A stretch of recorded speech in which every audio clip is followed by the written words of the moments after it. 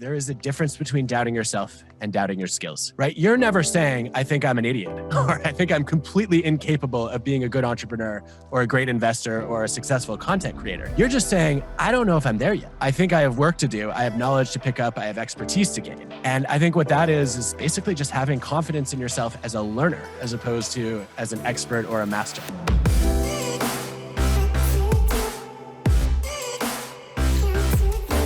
Hey everyone, welcome back to On Purpose, the #1 health podcast in the world. Thanks to each and every single one of you that come back every week to listen, learn, and grow. Now, I know that we talk a lot about learning, we talk a lot about growing, we talk a lot about thinking differently, but today we're actually talking about unlearning. We're talking about all the things that we need to reflect on and maybe rewire and renew our thoughts about, because I'm speaking with the one and only Adam Grant, an organizational psychologist at Wharton, who's been recognized as one of the world's 10 most influential management thinkers.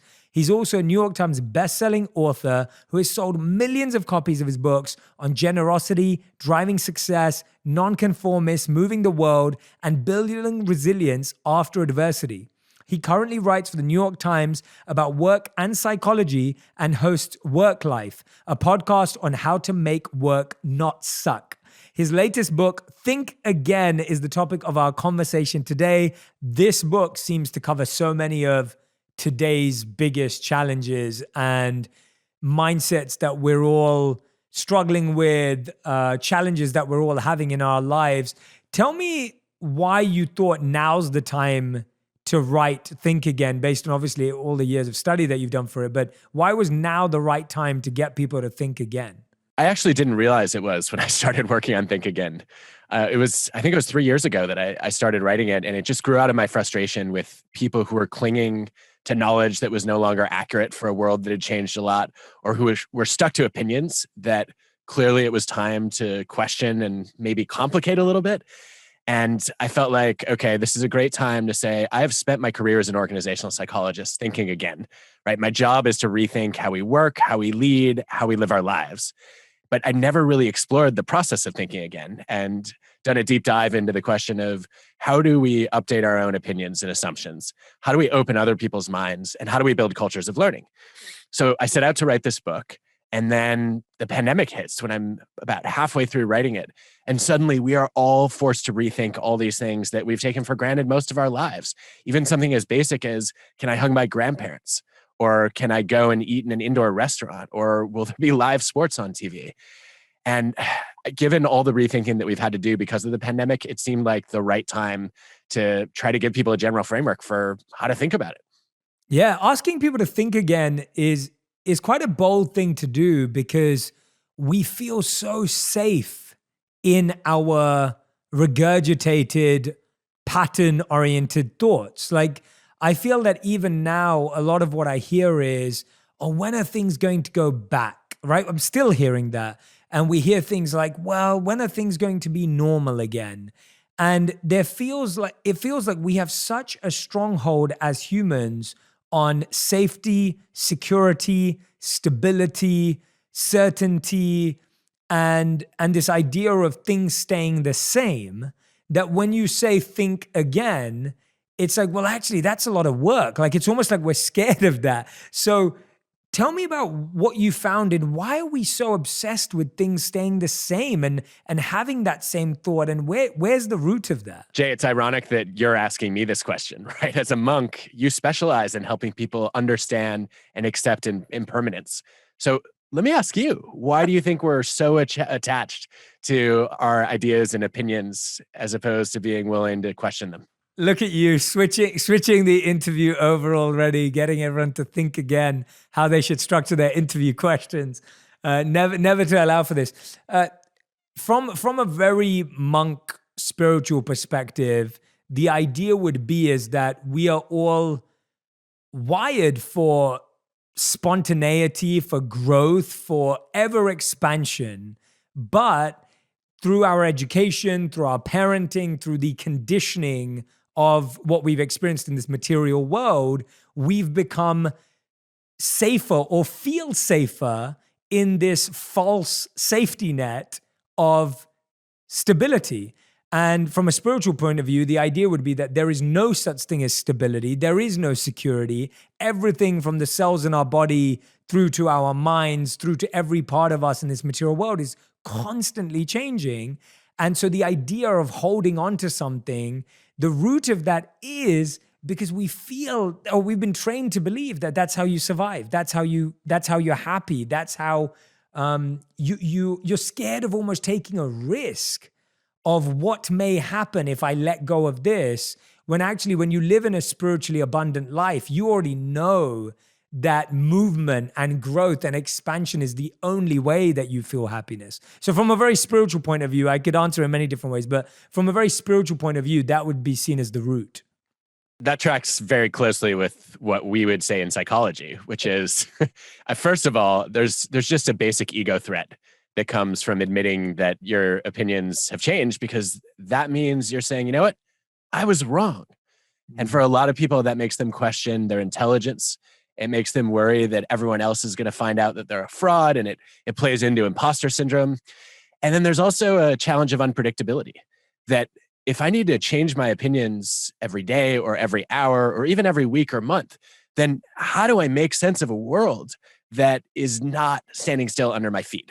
And I think a lot of people are uncomfortable with that idea, and they like to maintain a sense of control by saying, look, if I stick to the comfort of conviction and avoid the discomfort of doubt, then I can feel like I have a grip on the world around me.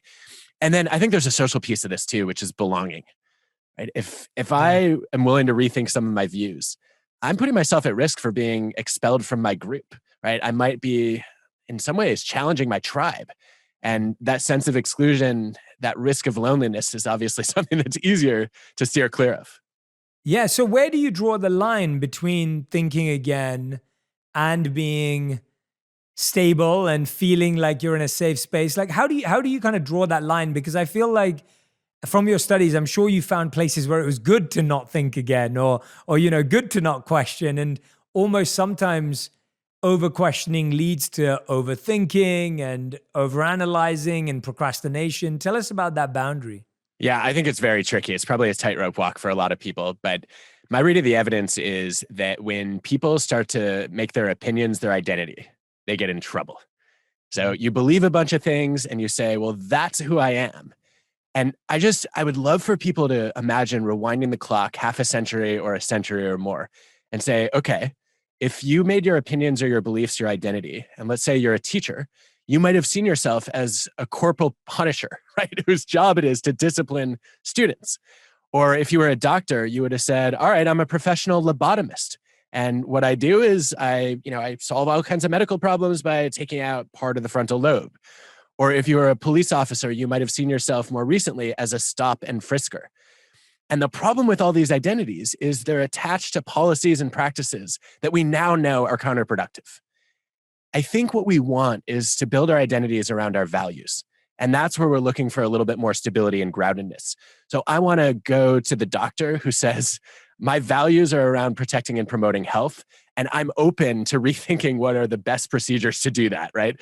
I want to go to the police officer who says, I'm here to promote justice and safety, and I'm not sure what the best ways to do that are, but I'm going to look at the data.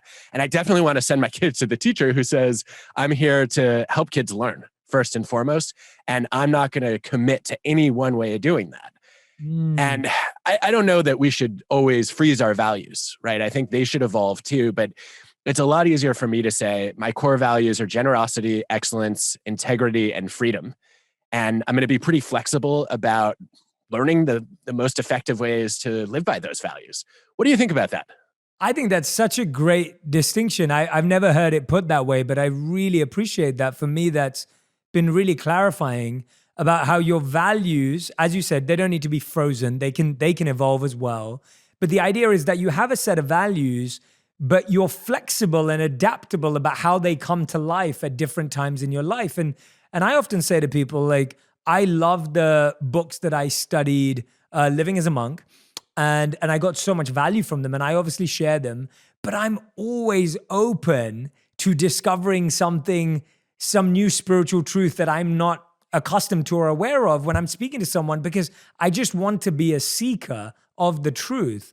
And I think that allows me to have this very a deep affinity for the work that I've done, but not a sentimental attachment to them, if that makes sense. And I think that's what I was getting from you, is that often we create this sentimental attachment to our beliefs because we feel they define us, as opposed to feeling, well, I have this very strong loyalty, but I'm still able to peruse and search and discover.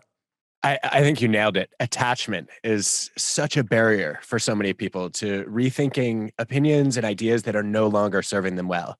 And this isn't just true with the things we believe about the world, right? It's also true for the plans that we make. So you mentioned a lot of people are asking, when are we going back? And obviously, I think you and I would both say, well, actually, let's just try to move forward. Yes.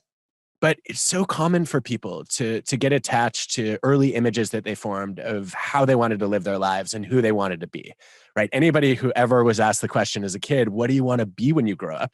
And had an answer like, well, I'm going to be a lawyer or I'm going to be a doctor. And then 20 or 30 years later, it's still locked into that plan, never really questioning, does that make sense for me? There's a term in psychology for that. It's called identity foreclosure.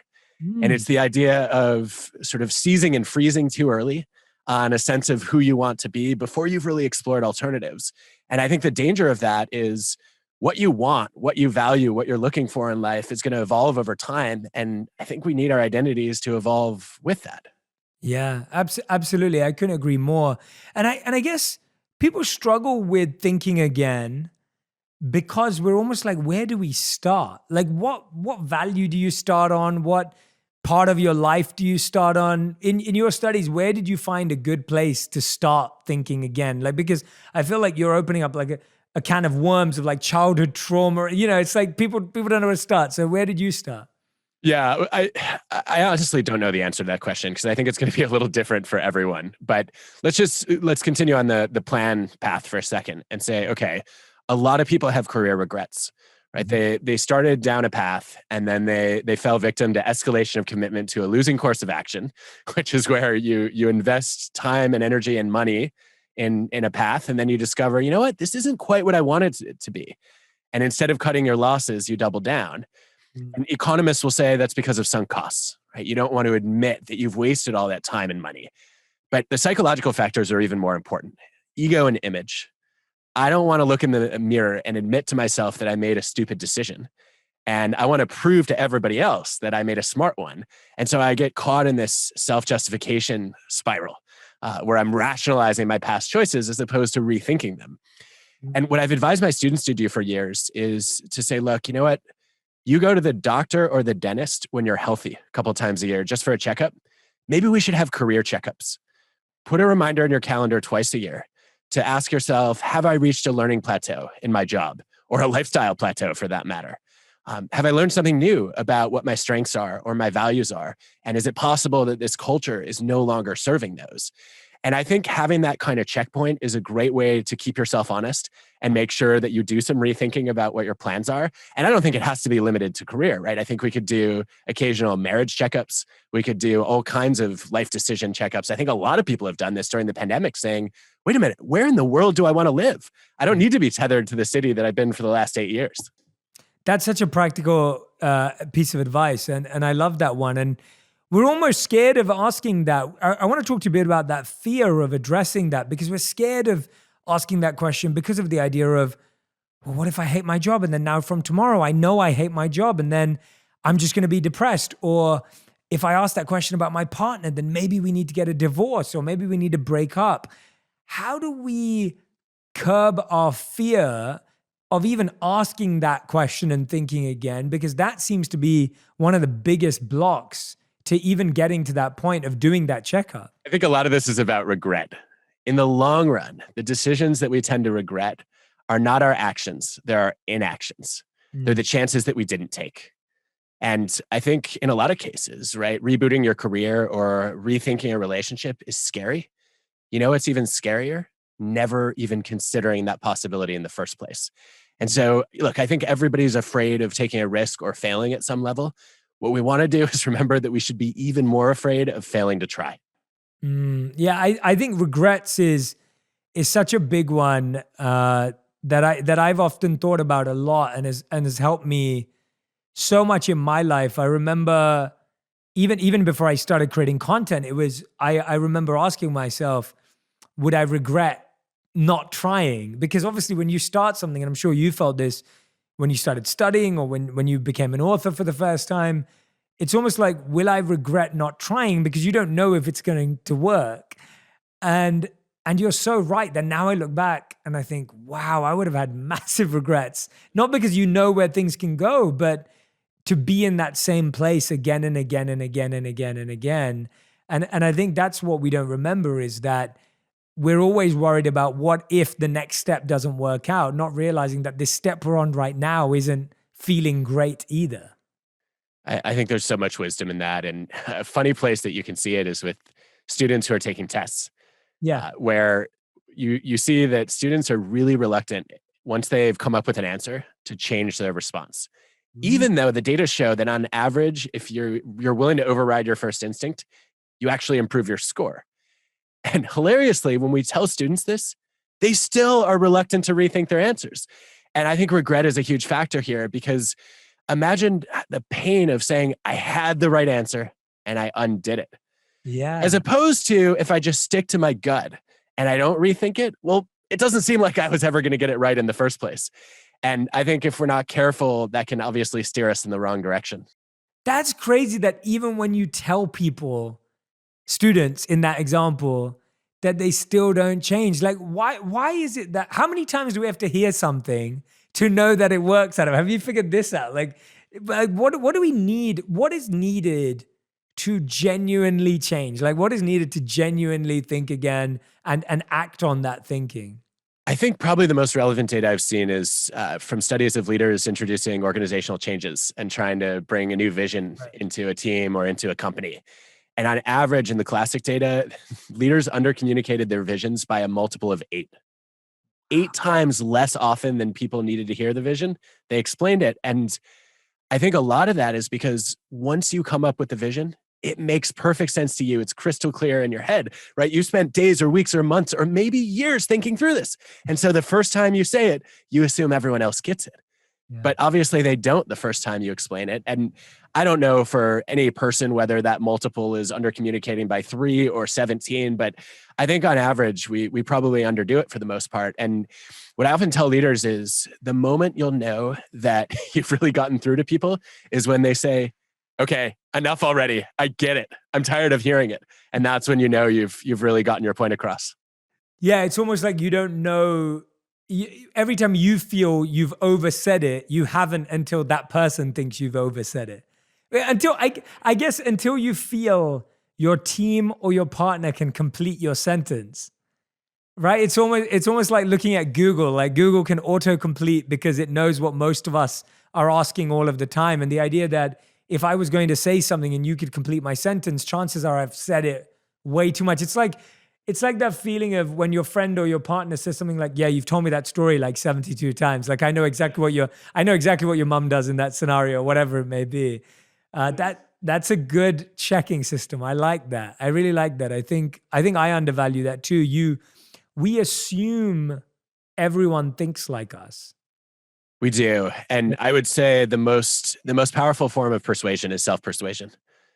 And that means that instead of having to repeat your vision over and over again, you explain it once or twice, and then you ask people to articulate it in their own words.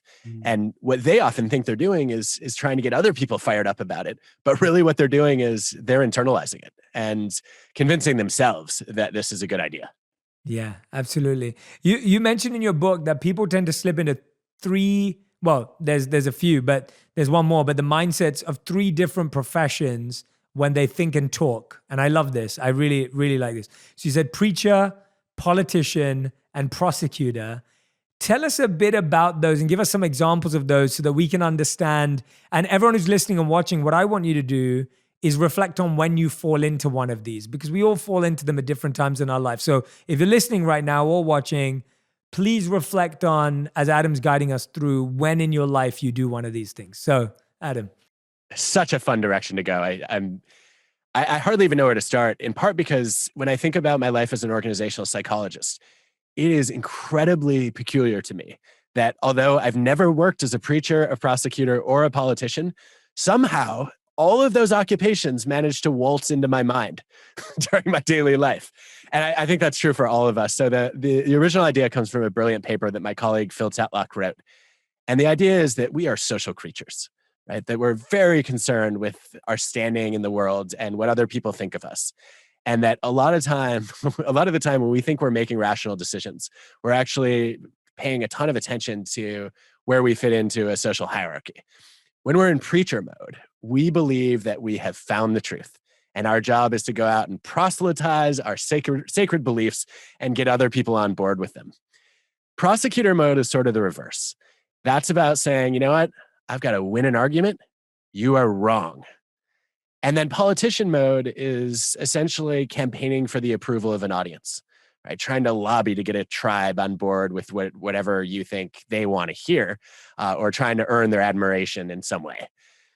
And I think the thing that I worry most about is if you're in preacher or prosecutor mode, you don't do enough rethinking because you already believe you're right and everyone else is wrong. So why would you ever change your mind? And in politician mode, we see more flexibility, but it kind of looks like flip-flopping, right? I don't really believe what I'm saying. I'm just trying to appease my audience and cater to what they want to hear. Right. And so, it looks like I'm rethinking at the wrong times and maybe for the wrong reasons. Jay, I'm curious, of these three modes, which one is your biggest vice? Which one is my biggest vice? It would definitely, for years, I would say it's the preacher one for sure. Like I think for years, and I find that especially when you're in an early stage, formative stage of a set of beliefs, preacher is very natural. So I remember when I first started getting involved in spiritual teachings, it was like I was preaching to my parents. I'm like preaching to all my friends, and you like here's how you should have raised me. Yeah, exactly. And you like push everyone in your life away from you because you think you've figured it out, and you forget that this person has a bit more age, they have a bit more maturity, there's things that come with life and time and experience. And so I think for long parts of my life, especially in early stages of anything, I think I've naturally shifted into that and then slowly tried to move away from that as much as I can, hopefully into the fourth mindset, which we'll talk about. But yes, in answer to your question, I would say my biggest vice has definitely been the preacher mode. That's so interesting.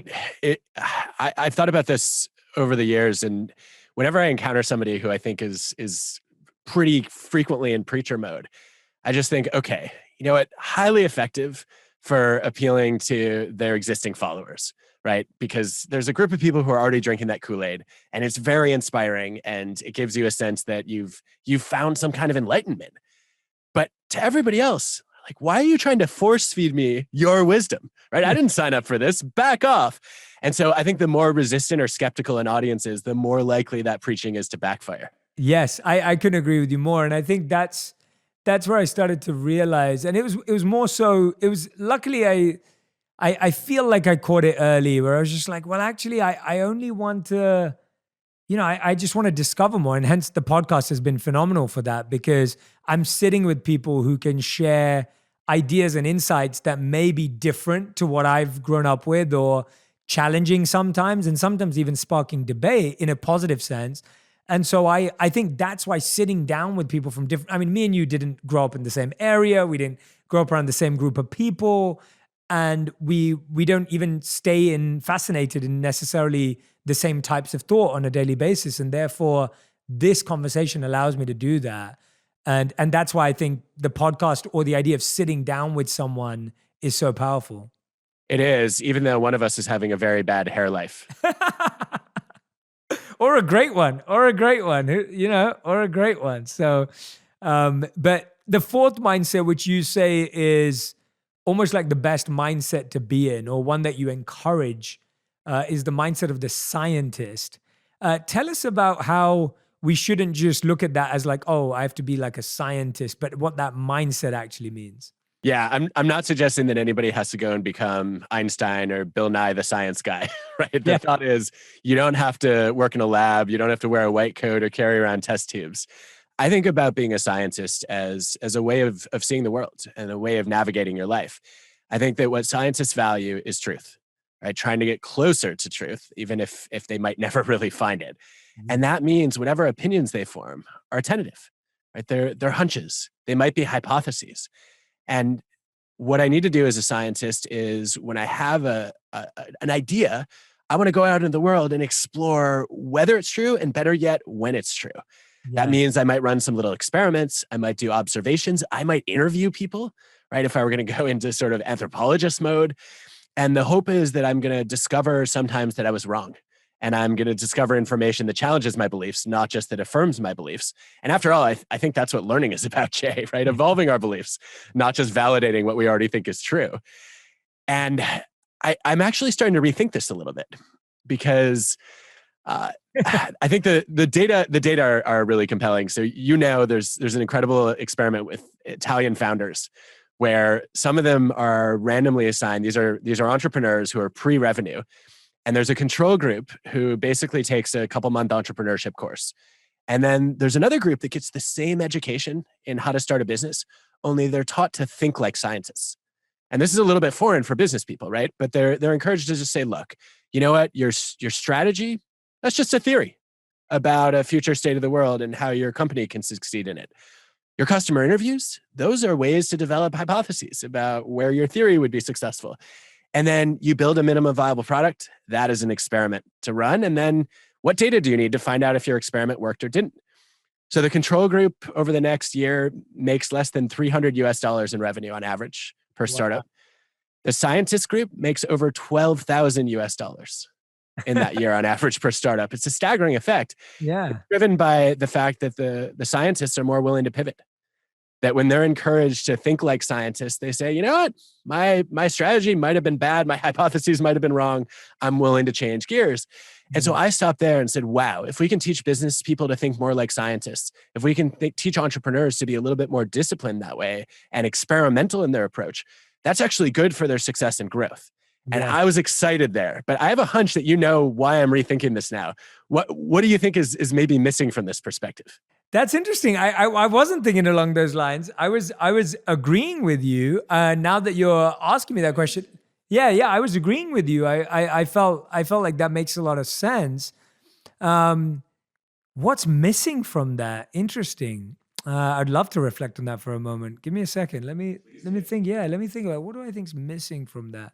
I was in agreement with you because I found in my life, and even as even as simply as a content creator, which isn't what I am as a total, but if I look at that part of my life, that rule holds so true, is that if you just say, oh, I only want to make this and I'm going to put it out, people may never watch it or connect it or communicate with it, engage with it. So what is missing?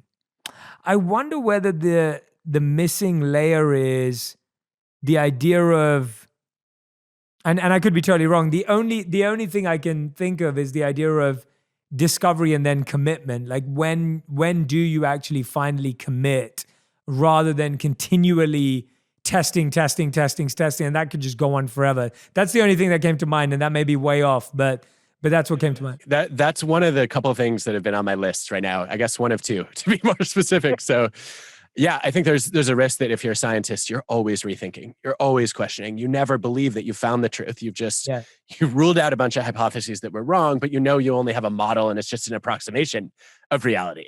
Mm-hmm. I think the best antidote that I've come across to that is something that Bob Sutton has said for years, which is, in his view, an attitude of wisdom is acting on the best information you have while constantly doubting what you know. Yeah. And I think a good scientist probably does that. The other thing that I've been questioning a little bit is the scientist mindset pushing people too much toward sort of formal quantitative inquiry, right? Mm-hmm. Saying you can only arrive at knowledge through rigorous A/B testing. Right. And I think you're such a great person to toss this around with, because I think if I were to broaden, maybe what I really mean is you want to be in the mindset of a scholar. Right? Somebody who has the humility and the curiosity to know what they don't know and always be searching for new insights. And of course, science is one of the tools to do that. But as you've discovered in your life, there are also more spiritual paths to that kind of inquiry, right?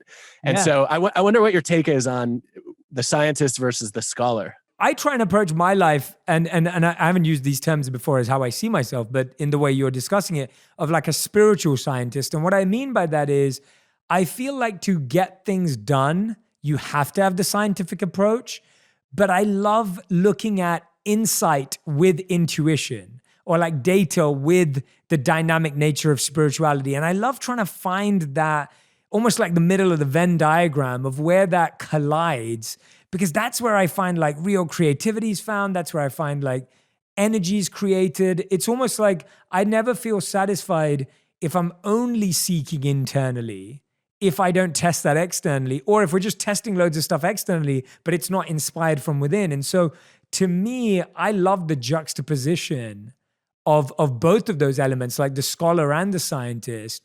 And as you said, because I feel like too many of us, and this is part of thinking again, too many of us are trying to be just one thing. And I often get the feedback of like, Jay, you used to be a monk. How can you be in media now? Like, how can you be on social media? Yeah, it usually goes the other direction, right? Yeah, exactly.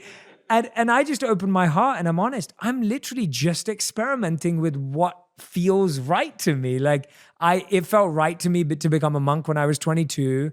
And I'm 33 now. And at this age, it feels really right to be doing what I'm doing now. And I'm allowing myself to grow and evolve and not have a simplified identity. And so I feel that the scholar and the scientist together, or the spiritual scientist together, can be a really fascinating place for people to live. That Venn diagram is such an exciting thing when you're able to see the overlap. There's actually an example that jumped out at me when I was writing Think Again. We had a doctoral student, Danielle Tussing, who is now a professor at SUNY Buffalo. And Danielle decided she was going to rethink the importance of ambition in leadership. And she said, I wonder if there's something to being a little bit reluctant as a leader, to having some hesitations about taking the helm. You might be concerned about the implications for work-life balance. You might be daunted by the responsibility and worried about being racked with guilt. You might just be concerned that you're not qualified. And she ended up, it was hard to study this because there aren't that many people who rise to leadership roles that said, no, I don't want it. Keep me out of here. No, thank you. But she ended up studying charge nurses in hospitals who get rotated, and whether they seek the leadership role or not, on a certain number of shifts will go by, and then it's basically your turn. And so she was able to measure how reluctant they felt about leading.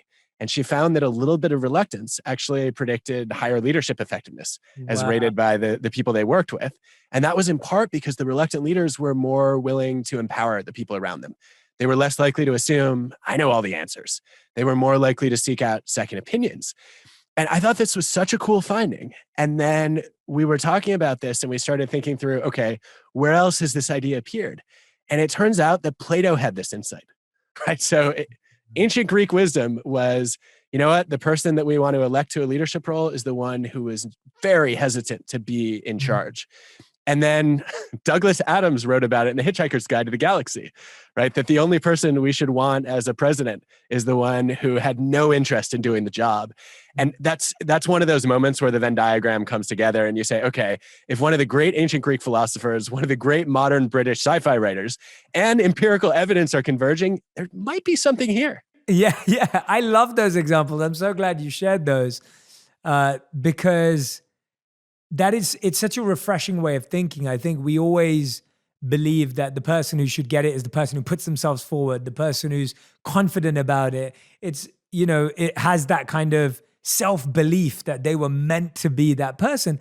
And I'm guessing there's truth in that too. Sometimes the best athletes in the field are people who believe that they were going to be the best athletes of all time.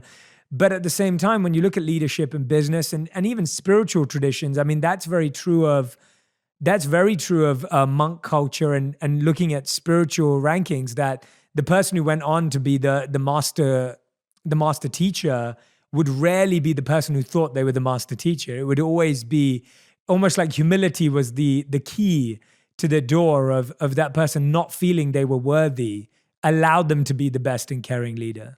Wow, we could use a lot more of that humility in the world right now. I think a lot of people write it off and they misunderstand humility as having low self-esteem or having just a low opinion of yourself. And if you go back to the Latin root of humility, it's actually being grounded. It means from the earth, right? And so humility is about recognizing, hey, we're all human. We're fallible, we're flawed, we have limitations and weaknesses. And I think if you see it that way, it becomes a source of strength, because if you can see your weaknesses more clearly, then you can figure out how to overcome them. What we reward, we repeat. And so we're seeing people always rewarded for not being vulnerable or not being honest and transparent. And, I remember looking at some, basic studies on how men and women approach job specifications and job descriptions. And it was showing how women look at a job description and be like, oh, I can only do 25% of that. And whereas a man would look in and be like, oh, I can do over 50% of that. And so it's like they feel confident based on what they can do, whereas a woman may not. And so what I was finding fascinating about that, the over-amplification in one's beliefs is almost rewarded in a job interview. How do you start to reconstruct that and even me as an employer, and you work with some of the biggest employers on the planet, how do you reconstruct that in a healthy way so that you are hiring the right person eventually? Because there's a bit of a dichotomy there. There is. I think the place I would start is to say we've got to stop confusing confidence for competence. Right? The fact that somebody believes they can do something is not a good proxy for their actual ability to do it. And in fact, you're familiar with the Dunning-Kruger effect in psychology. The finding is that the people who have the lowest emotional intelligence scores and also the poorest logical reasoning abilities are the most likely to overestimate their abilities. And you could just say, okay, some of that's ego, but some of it is also, if you have no idea what emotional intelligence looks like, then it's really hard for you to judge whether you have it or not, right? And the same thing is true for logical reasoning skills. And I think in a job interview context, the place I like to start is to ask people to demonstrate what they're bringing to the table, right? I'll give them a tryout. I'll let them do a little bit of an experiment to show me their skills. I also, though, have started betting on people who underestimate themselves a little bit. There was a great study at Google a few years back of engineers. And this speaks to the gender differences you were just highlighting. It turned out that when you looked at self-ratings of how great you are as an engineer on a 1 to 5 scale, in order for women to make it at Google, they had to give themselves a 5. They had to have this unassailable confidence to say, look, I know I'm one of the best engineers in the world. Otherwise, they were just constantly feeling discouraged and probably facing more gender bias than anybody should. The most successful male engineers gave themselves a 4. Not a 5. The 5s were arrogant. Like, I'm the best. And they closed their minds to learning. And I think the 4s were like the experts that you and I would both admire. They didn't boast about how much they knew. They were constantly marveling at how much more they had to learn. And I would love to live in a world where everybody who self-rates as a 4 is more successful. And I think we have a lot of work to do there to remove some of those barriers that women face. Absolutely. And I'm really glad you shared that with me. In a small way, I found even with my own teams, we always did a self-assessment and then a manager assessment of the individual. And I always found that I always rated people higher. The people that I rated higher and they rated themselves lower were always my top performers. So I actually saw them as better than they saw themselves.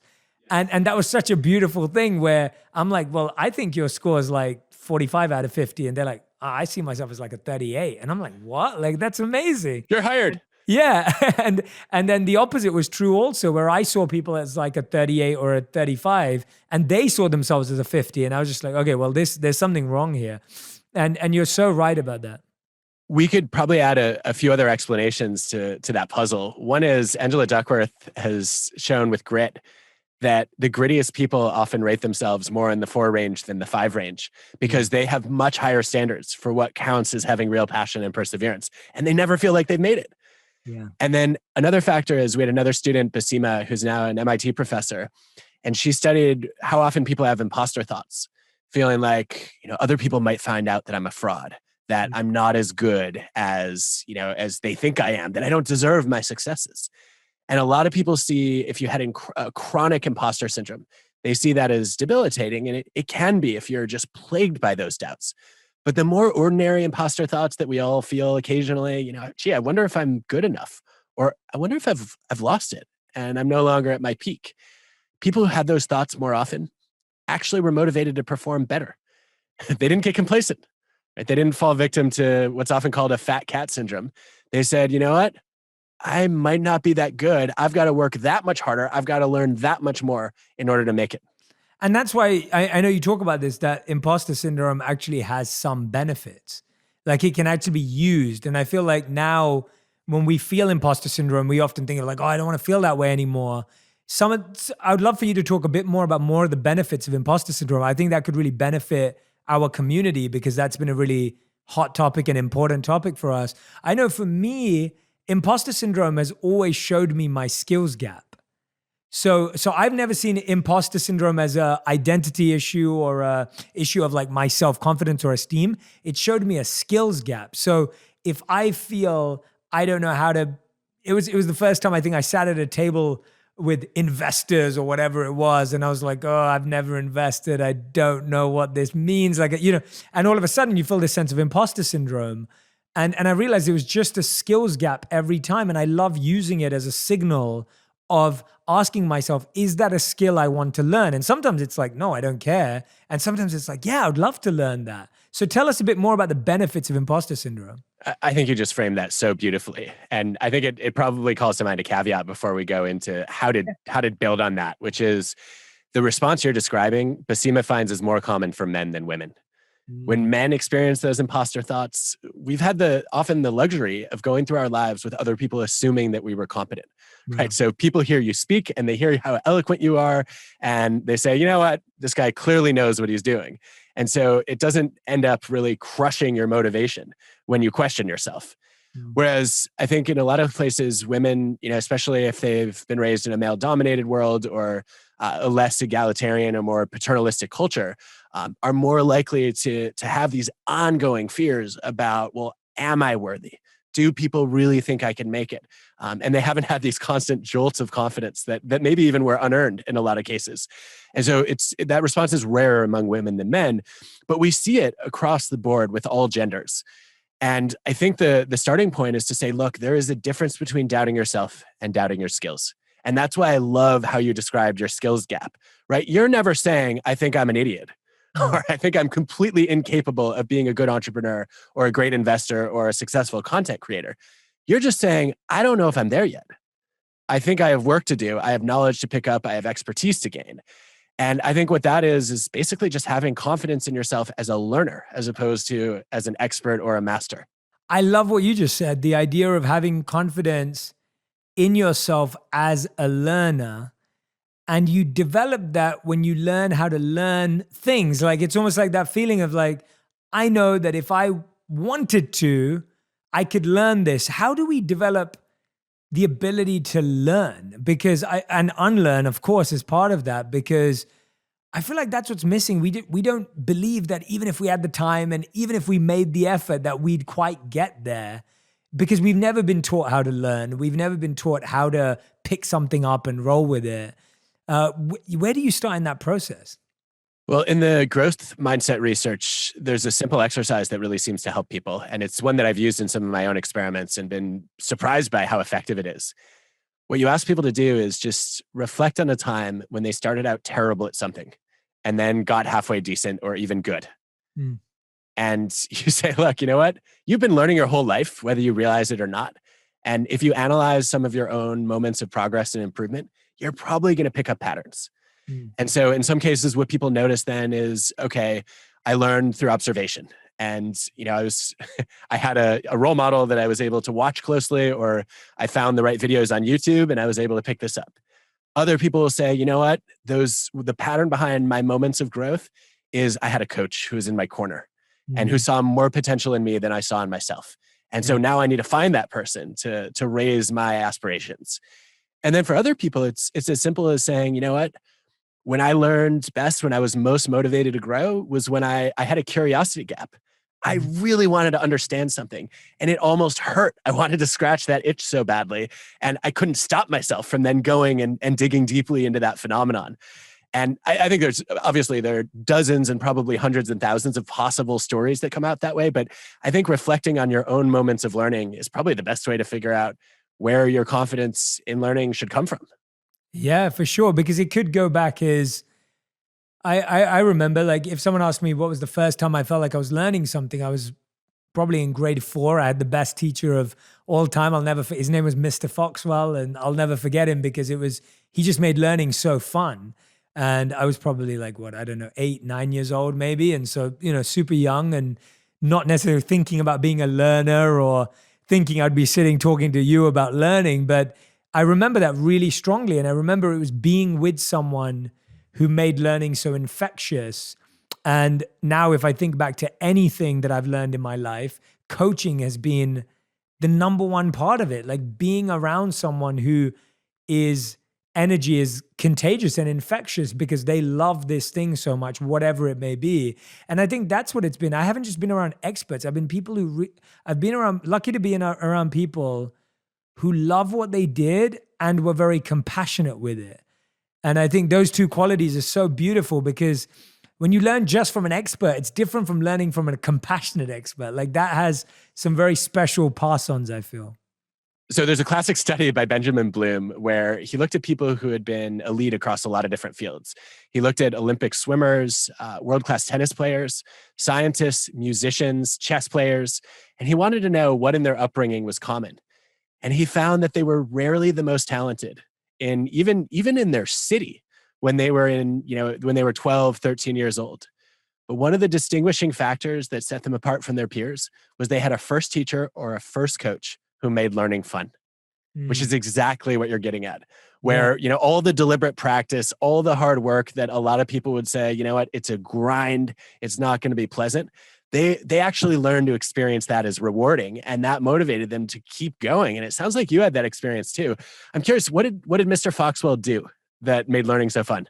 I think he was one of the first people that introduced a lot of games at school as part of the learning process. So I can't remember what we're learning in grade 4, but the idea of everything was gamified. I didn't know what that word was then, but it was this opportunity where everything was play. I think that was a big part of it. He was also extremely animated and charismatic, and he was providing a lot of energy in what he was sharing and teaching. And I'd say at the same time, he was able to change the classroom. He was one of the first teachers we had and this is, I'm talking about, like 25 years ago, he was taking classrooms outdoors. He was, taking the class in the playground. He was taking it on the lawn. He wasn't trying to keep us cooped up in this building. And so I felt like he was quite a visionary for, a small class in a small suburb in London. Like he was really taking risks and trying new things, I guess. He sounds a lot like this incredible teacher that I got to know while I was working on Think Again, Ron Berger. Oh. Ron, of all the teachers I've met since I finished school, he's probably the person I most regret not getting to be in a classroom with.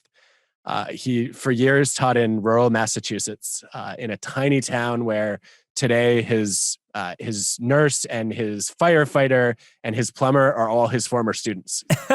And wow. Ron was interested in teaching students an ethic of excellence. And he's a do-it-yourself kind of guy. He's very crafty. And he decided that he was going to do exactly what Mr. Foxwell did, which was he would take students out into the world to learn. And so when they were trying to learn about gas and radon, they actually went and did measurements in local communities. When they were trying to understand scientific classification and taxonomies of animals, he had the students come up with their own taxonomies. And, some people sorted animals by size, others did it by whether they had sharp teeth, others did it by color or habitat. And they realized, there are all these interesting choices that scientists make, and those are always open to being rethought. My favorite Ron Berger practice is teaching students to recognize that rethinking and revising your work is actually an enjoyable opportunity as opposed to a chore. Yeah. And what he would do is he would send first graders even off to draw a house. And then instead of saying draw a house, he says, we're going to do 4 different versions of a house. And they accept that their first draft is just a work in progress. And a lot of people told him, don't do this because you're gonna leave students frustrated. They're gonna get discouraged very easily. How many first graders want to do the same drawing 4 times? And he said, you have no idea. After they do the first draft, they can see problems in their drawings, and they are so excited to rethink them and refine them. Yeah. And his students will often then, after that experience, insist on doing 7 or 8 different drafts before they turn something in. And I was just blown away by this. And I had our kids try it. And our 9-year-old daughter and our 6-year-old son were working on some art. And I said, okay, you know what? You can draw whatever you want. And then we're going to try a second and a third. And they just lit up. And then the next day they said, I'm going to do a few different drafts and I don't want you to frame the first one. And I think teaching that joy of rethinking is something we should all be lucky to be part of. Yeah, because the truth is most of us get it right after a couple of goes anyway. And the idea that you had to get it right the first time is actually what's created this whole issue. Is we've been trained to believe you had to get it right the first time. And that was the only way that you got the reward and then you got the mark. And you're reminding me actually of my art teacher. So I loved art at high school. And I was always very good at graphic design and digital art or collages as opposed to fine art. I'm terrible at painting. But I had that, and my teacher would always ask me why I did that. Like why I put that color next to that color, or why I put this image next to this image. And if I couldn't explain to him coherently why I did that, he wouldn't want to grade that piece. So he wouldn't give me a bad grade. He would just delay the grade until I could explain to him or come up with a real reason for why it was done. And it's so fascinating that when I think about where did I develop the mindset to act intentionally, it all came from him saying to me, why did you do that? Why did you do that? Why did you do that? And the idea of having to explain it and rethink why I did it was the only way that he was satisfied, as opposed to how it looked or how it appeared. That's very powerful. And I'm wondering if part of what happens then is, he's going to ask you. And so you actually think through your choices up front the next time. Yeah. And then he would still do it. He would ask about a part that and it would annoy me. Like I would be really frustrated because someone else in the class would get a good grade and, mine would be delayed grading and whatever. And I'd be like, well, mine looks better. And, you'd have all those thoughts, and he would just keep challenging me. And I think that was such an important piece of teaching that has stayed with me for so long. But I wanted to move forward in a few other topics that you talk about in the book. One of the big ones you talk about is charged, conflicted, debate level conversations. And these exist in the workplace, they exist at home. When I think about this, I think about relationships and marriage and in families where we constantly argue. And I think that's one of the places where we do the least unlearning, because we have such strong views about our family and our upbringing versus our partners or other people in our family that it's so hard to let go of it. Tell us a bit about what you learned about about depolarizing a charged conversation or a debate where you just keep arguing the same point every week, which is very common. Yeah, I feel like this is happening everywhere now, and the world has just gotten more polarized. One of the funnier studies I came across during the research for the book was that a third of women said that their pets were better listeners than their partners. That's brilliant. I mean, I guess all your pet can really do is listen. So maybe, I don't know, our cat has an advantage, right? Because she can't talk back. But I think we talk a lot about the importance of listening. I don't think that we actually really build skills in how to do it well. My favorite approach to listening that I came across is this idea called motivational interviewing. It comes out of counseling psychology. And the premise is that it's very hard to change somebody else's mind, but it's more likely that you could help them find their own motivation to change their mind. And what that means is, let's say, you've got an uncle who you think has a really hateful set of beliefs. Instead of telling him, here's what you should believe, and prosecuting him for being wrong and preaching about why you're right, what you should do is say, I was really interested in how you landed at this set of views. And I was curious about, what the pros are of having that viewpoint, if you've ever experienced any negative consequences of that. And can you just walk me through that? Because I actually don't understand your perspective that well. And then you listen. And what most people do when they're asked to talk about the pros and cons of some stance they have is they'll give you a little bit of both. And then your job is to hold up a mirror and help them see that they might be a little more ambivalent than they thought, that there's more nuance in their own views than they saw before. And then you might just elaborate on, there are two kinds of talk that you hear here. This one is called sustained talk, which is basically a bunch of reasons why they would stick with the status quo. Change talk is, here are some rationales for why I might want to make a shift in my beliefs or my behaviors. And when you hear change talk, the recommendation is not to manipulate people, not to try to influence them, but to say, it actually sounds like you've considered revisiting this view. I was curious, what do you think would be the consequences of making a shift? And what, if you wanted to do that, what might your plan look like? And I've tried this in a bunch of conversations recently, and it is shocking how much less friction it creates and how much more openness not only the other person brings, but how much openness it creates in me. Because I'm not here to give you answers. I am here to learn from you. And I guess that's part of the scientist or scholar mindset in action. Yeah. I completely value that, because I feel that that's where you become a mediator in your own conversation. Yes. And you become an observer in your own conversation, rather than looking at it as like, this is my ego versus this person's ego. And you talk a bit about, I wanted you to mention this because I love this. You talk a bit about how it's better to bring up only one or two reasons for your viewpoint in a debate rather than providing a lot of reasons. Tell us about that, because we often think like we have to reel off 10 reasons why this person's wrong. But actually, you're telling us to limit that. Tell us a bit about that. Yeah, I'm tempted to pile on too many studies to support this point, which I'll try to avoid. But I will say, studies of expert negotiators compared to average negotiators show that the experts use fewer reasons on average because they're afraid of diluting their argument. And they know, look, Jay, if I give you 9 reasons why my proposal is fair and compelling, and you don't like it, then you're just going to pick the least compelling reason and ignore the other 8. I just give you my 1 or 2 strongest reasons, you're a lot more likely then to take them seriously. And I think the number of reasons obviously matters. There's also the question of how the reasons fit together. And I'd done an experiment at a university a while back where we were trying to get non-donors who'd never given a cent in their lives to their alma mater to think about making a small gift. And we sent them letters, and the big test was, is it better to appeal to the more egoistic or the more altruistic reasons for giving? So some people are told, look, alumni say giving feels good.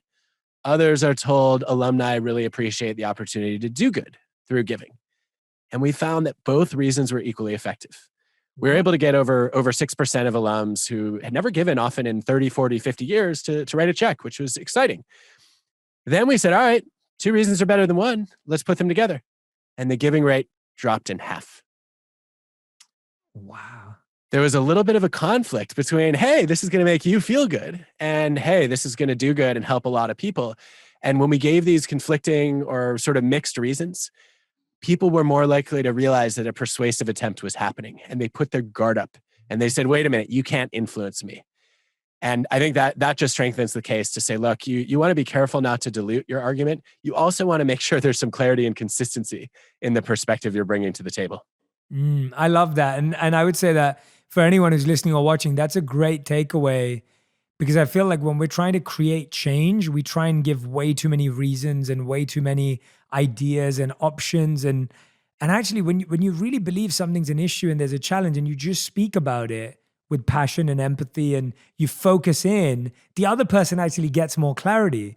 So I often find like when you're talking to someone, the reason it's hard for them to listen is because you're making it harder for them to listen by speaking about far too many things, when actually most of our minds can't focus on more than 3 things, I guess, that bringing up any more than the 2 or 3 you suggested just goes over people's heads and they don't actually understand what you're trying to say.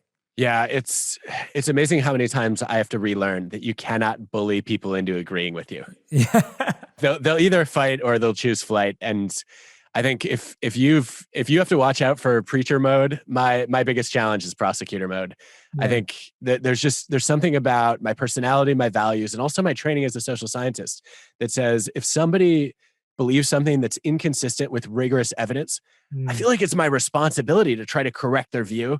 Yeah. And I can't remember the last time that went well. Yeah, yeah, absolutely. Well, that's why those 3, the preacher, the prosecutor, and the politician, are such great reminders.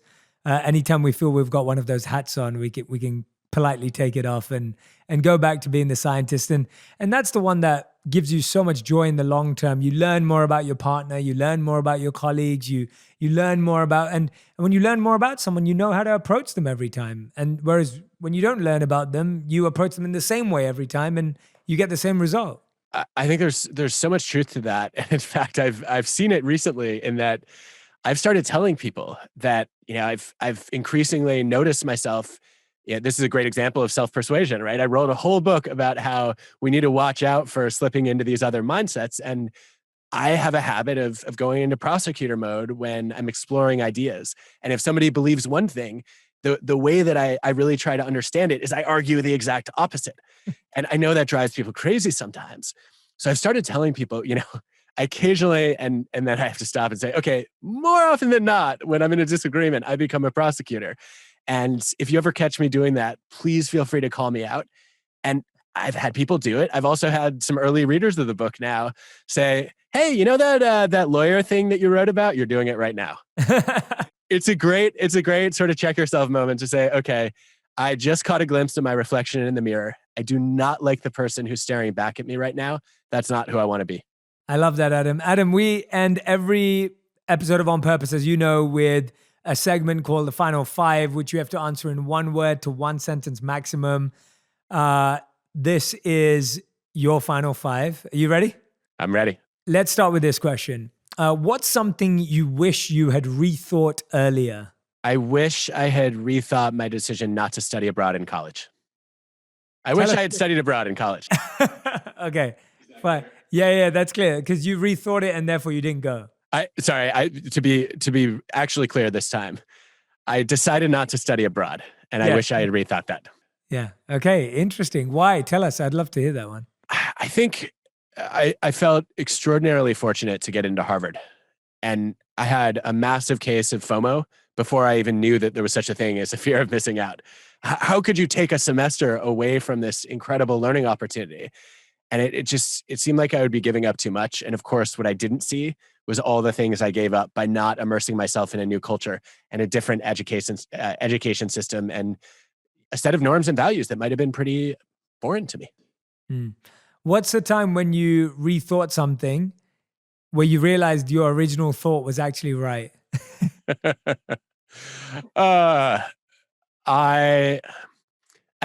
title for Think Again was an example on this. The title clicked for me one day.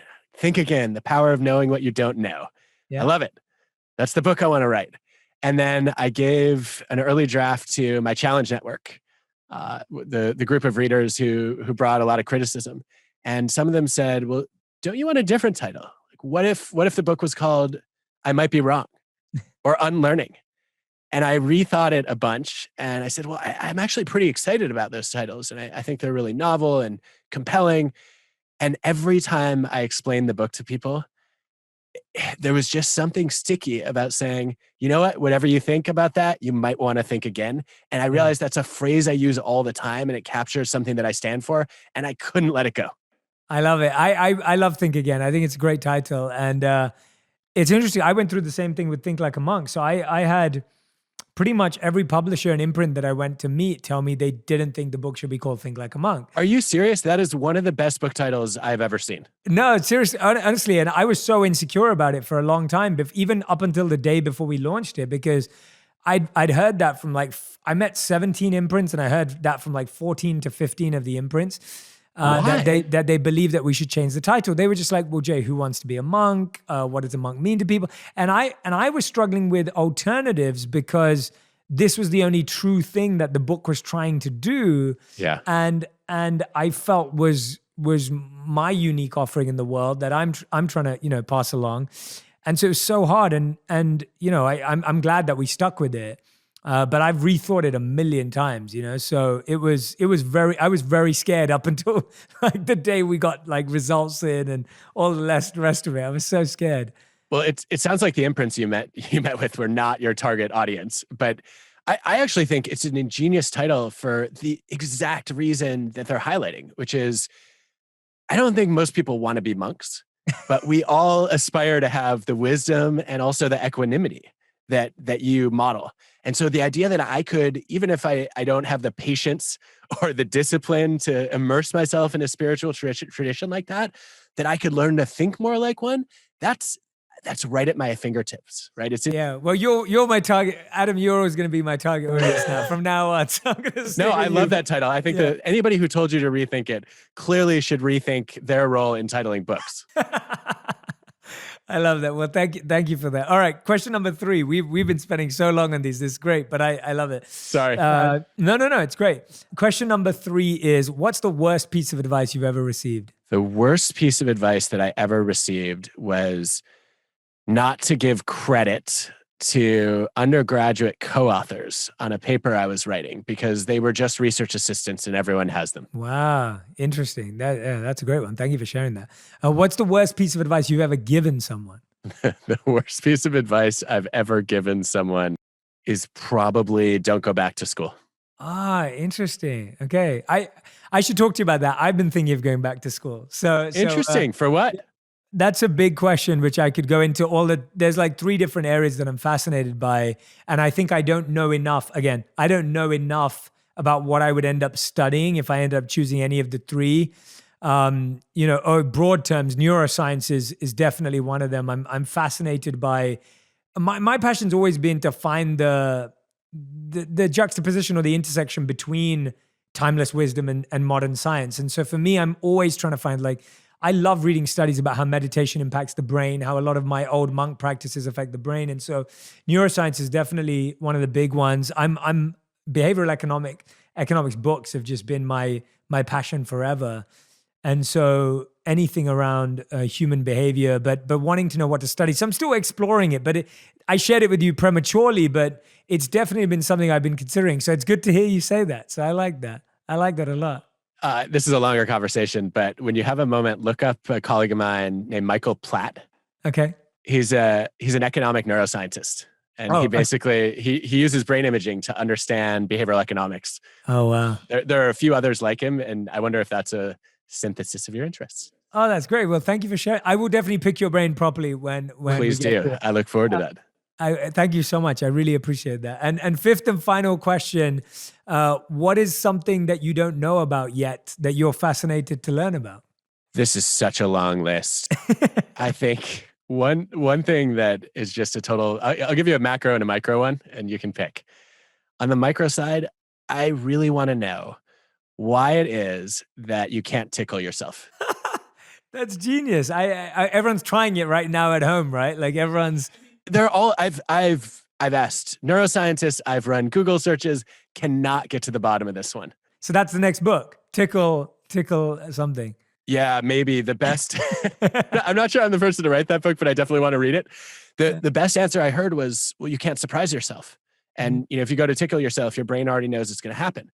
Wow. It took me about 4 seconds to debunk that because I said, you know what, Jay, I'm going to tickle you right now.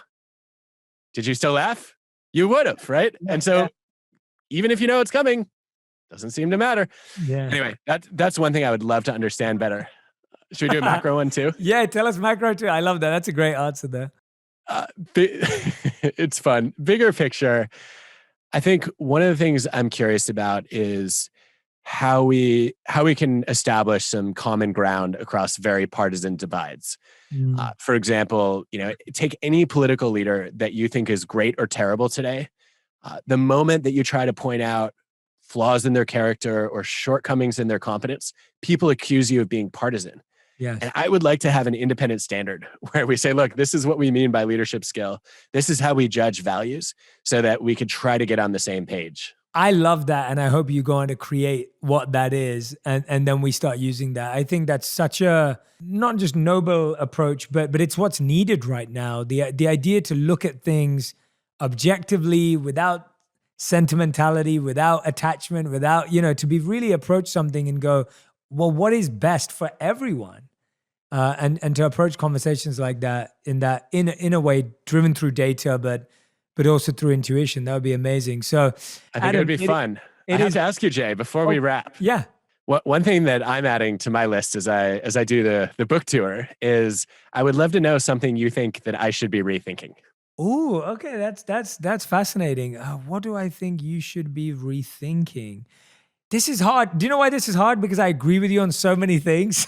Well, that's a mistake. Yeah. That you need to rethink. It's like I've read all your books and like I find them so fascinating and I agree with you on so much stuff. I think I don't know. This is interesting and it's because I don't know this about you. So this may open up a whole nother conversation. Because you're so open to so many things, I would love to know how open or how much you've allowed spiritual thought to match your scientist mind into your life, because I think someone who's as open as you, and maybe you already have, and you're like, Jay, I've already done that, and that's why you are who you are. But I would be fascinated because I just think that I think your thoughts are already so spiritually evolved. And if that's where you've got from studying organizational psychology and behavior, then I'm fascinated to see what you'll go on to achieve with that added to it. So yeah, that would be my addition. And thank you for asking. It's a gaping hole in my learning and my really in my training too, right? Which is anytime I came across spiritual ideas, I would either, look for evidence or I would say, well, how do you know? And it's only more recently that I've recognized how many of the fundamental principles of psychology that have resonated with me do have these roots in very ancient religious traditions, in philosophical wisdom. And I think I have a lot to learn on that front. No, I love that. You're extremely humble, modest, and kind. And so I love all the time we ever get to spend together, Adam. I recommend to everyone to please go and grab a copy of the book. Think again. You will not regret it. I do believe that it's a skill that everyone needs right now, and we need desperately in our careers, relationships, family, the world, leaders. It's such a big need, and I'm so glad that you're helping us think again. So Adam, thank you so much. Is there anything else you want to share that you're like, Jay, I have to share this and you haven't let me share it? I'm open to that. So no, Jay, this has just been such a thrill. I will say, since you raised the politician, prosecutor, preacher, scientist, I put together a little questionnaire that people could take to figure out where they stand and which of those modes they fall into most often. So if anybody wants to take it, it's just at adamgrant.net. Oh, I love that. Yeah, definitely. I love finding out more about myself. So that's great. adamgrant.net. If you want to go and figure out which of the prosecutor, preacher, politician, or scientist you are. So please go and we'll put that in the show notes as well. Adam, thank you so much for tuning in and so grateful to have spent this time with you as always. And excited for lunch or dinner next time. I can't wait. Thank you so much for having me, Jay. Thank you so much. If you want even more videos just like this one, make sure you subscribe and click on the boxes over here. I'm also excited to let you know that you can now get my book, Think Like a Monk, from thinklikeamonkbook.com. Check below in the description to make sure you order today.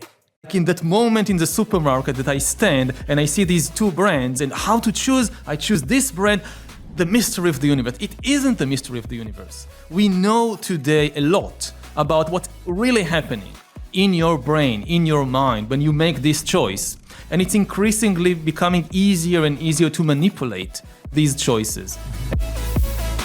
Thank you everyone for coming back to On Purpose, the #1 health podcast in the whole world. Thank you for making us the #1 podcast in the world. It means so much to me. I'm so grateful for all your love, all your engagement, and most importantly, for choosing education, for choosing enlightenment, for choosing empowerment over everything else in the world. You're taking out your time right now, whether you're walking your dog, you're at the gym, you're commuting to and from work. Thank you for taking this time to invest in yourself. Now, today's guest is someone that I've been looking forward to for such a long time. So I'm so happy. I'm so excited that he's finally here. His name is Yuval Harari. You've probably seen it in every bookstore in the world. If you travel at all, or if you ever walk into a shop, you will have seen it. His amazing international best-selling books, Sapiens, Homo Deus, and 21 Lessons for the 21st Century. He's also a 2-time winner of the Polonsky Prize, which he won in 2009 and 2012 for his originality and creativity. And today, we get to dive into his incredible mind and find all of these insights that he shared. Yuval, thank you so much for being here today. Yeah, it's great to be here. I'm grateful that you allowed me the opportunity. No, I'm so excited. I genuinely was so looking forward to this discussion because it's not only about the success of your books. What you've been speaking about in your books have dipped into so many different parts of mainstream culture. And I love that how a thinker like you has been able to do that in today's incredible world. So congratulations for everything that you've done. And I'm hoping this is the start of a new relationship for us as well. Yeah. But I'm going to get straight into it. Okay. And I want to start off talking a bit about happiness, because happiness is a big theme for my audience. It's something that my audience cares a lot about. And I picked out something that I wanted to read that you say in your book. And you say, one of the chapters in your 21 Lessons for 21st Century is happiness equals reality minus expectations, right? Happiness equals reality minus expectations. And I want to dive into that because I want to ask you, how should we set expectations? We all have expectations. I have expectations. Doing this podcast, I have expectations. When you think about anyone investing in their job, they have expectations. When someone starts a relationship, they have expectations. What is your take on how we should form, set, and create our expectations for happiness? Oh, that's a big one to start with. Yeah, definitely. I think that we need to relax control a bit. Not to say to ourselves, these should be my expectations. The first step is actually to familiarize yourself with what you already expect and with the internal processes that have generated these expectations. Because usually most of us know extremely little about really what's going on inside us and about what forms our opinions, our desires, our expectations. There is a general tendency to identify with whatever pops up in your mind. And we are encouraged a lot by our culture and by the key ideologies of the age, whether it's liberal democracy, whether it's capitalism, consumerism, to just identify with our inner voice, with our, all these slogans that just do what feels good, just connect to your heart and all these things. And people mistake it to mean just identify, just look inside you and the first thing that comes up, identify with that. And my advice would be to really take the time to explore what is happening inside you and where do all these things really come from. So much of our expectations and our desires, they don't reflect any inner true self. They reflect a million manipulations done on us either by external forces or even by internal forces that we know so little about. So before we reach the point when we write ourselves the list of items, this is my agenda for life, this is my expectation from life, take time, a long time, to first of all familiarize yourself with what is actually happening inside. Yeah, absolutely. I think you're spot on. I completely agree with you. I was sharing with you earlier that I was training to become an investment banker and work in business growing up. And then I got to a point where I looked at that and I was like, is that even me? Why do I even want to do that? And I realized because in the part of society that I grew up in, that was the most glorified role. Mm-hmm. So the people that I was surrounded by had made that seem as the peak role or job that someone in our society could attain. Mm-hmm. And so actually it wasn't my goal or dream. It was just the dreams and goals of people around me. Yeah. Is that what you're referring to about how there are a million ways in which we're forming our dreams and goals? Yeah, that's part of it. Yeah. And that's a very old story. Throughout human history, you're always influenced by your friends, your family, the culture around, and much of what people took to be their innermost desires and expectations, it actually came from outside. Mm-hmm. Today, it's even more extreme because we are increasingly acquiring technologies that enable external agents, whether corporations or government or whatnot, to really hack the human mind and hack the human brain and manipulate us in ways which were never possible before, which makes it's even more urgent than ever to really get to know yourself. The advice, know yourself, it's the oldest advice in the book. You go back thousands of years, you meet Socrates or Buddha or Confucius, this is what they'll tell you. Get to know yourself. It's the most important thing in life. But there is something new today. what's new today is that for the first time in history, you have real competition. If in the time of Buddha, you didn't make the effort to know yourself, I'm too busy, so you missed enlightenment. But you didn't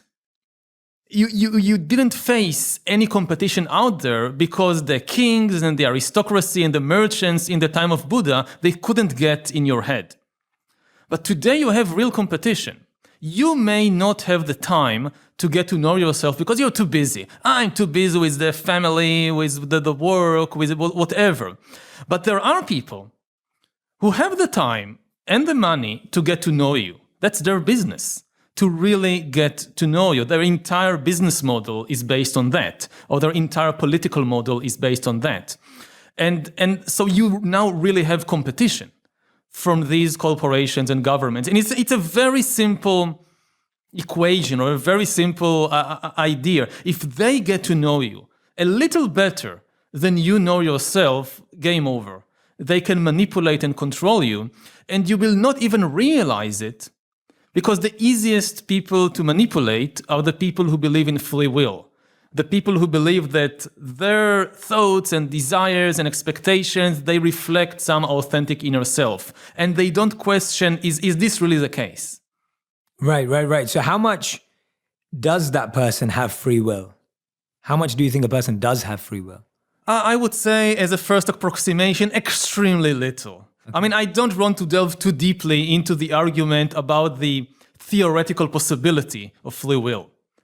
If you want, we can go there. I want to go wherever you want. But as a first approximation, I would say that even if you believe that free will is possible theoretically in some situations, you should at least acknowledge that 99% of decisions don't reflect your free will. They reflect something else. So I don't mind even conceding the philosophical point. Let's say that there is free will, but free will is not something you have. Free will is something you need to struggle for. And the wrong idea about free will is that I have free will. Any thought that pops in my mind, any desire that I have, this is my free will. So it is sacred and it represents something sublime. And this is nonsense. This is not the case. Maybe if you work really, very hard, you would reach a point when at least some of the decisions in your life will reflect freedom. But it's not something you can just take for granted. Now, there are a lot of forces in the world which encourage us to have this simplistic idea that anything that pops in the mind is the reflection of my free will. It comes most notably in the economic sphere, from the whole consumerist and capitalist system, which it's built on the premise that the customer is always right. I mean, when you talk to the big corporations or to some business magnates, and you ask them about their practices and about problematic things they do, their final line of defense is always the customer is always right. Yes, we are doing these things, but the customers are buying it. And the customers are the number one authority. This is their free will. If the customers want it, who are we or who is you to tell the customers that they are wrong? Are you some big brother that knows better than them? So this is like the final line of defense. The customer is always right. And this is based in a way on the idea of free will, that the will of the customer represents this sublime, force that manifests itself through your desires. Like, I want this brand of cornflakes. Amazing. That's human free will in action. And it's the mystery of the universe manifests itself. Like in that moment in the supermarket that I stand and I see these two brands and how to choose, I choose this brand.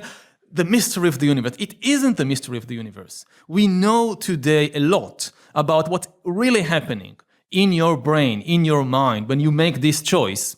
And it's increasingly becoming easier and easier to manipulate these choices. Mm-hmm. And again, the easiest people to manipulate are those who think that when they choose this brand in the supermarket, they are exercising their free will. Absolutely. And it's interesting you say that. Before I go into the question, I'm taking off a tangent, was how some of the biggest creators and inventors in the world have not thought customer first. So when you think of people like Steve Jobs or even Henry Ford, I think it was Henry Ford who said that if I asked people what they wanted, they would have said faster horses, right? And so he said, I didn't ask people what they wanted. And Steve Jobs would often say that too as well, that you are creating because the audience doesn't actually know what they want. But so some of the most powerful inventors have actually gone the opposite way. But in regards to that point that you're making there at the end, then what does one do?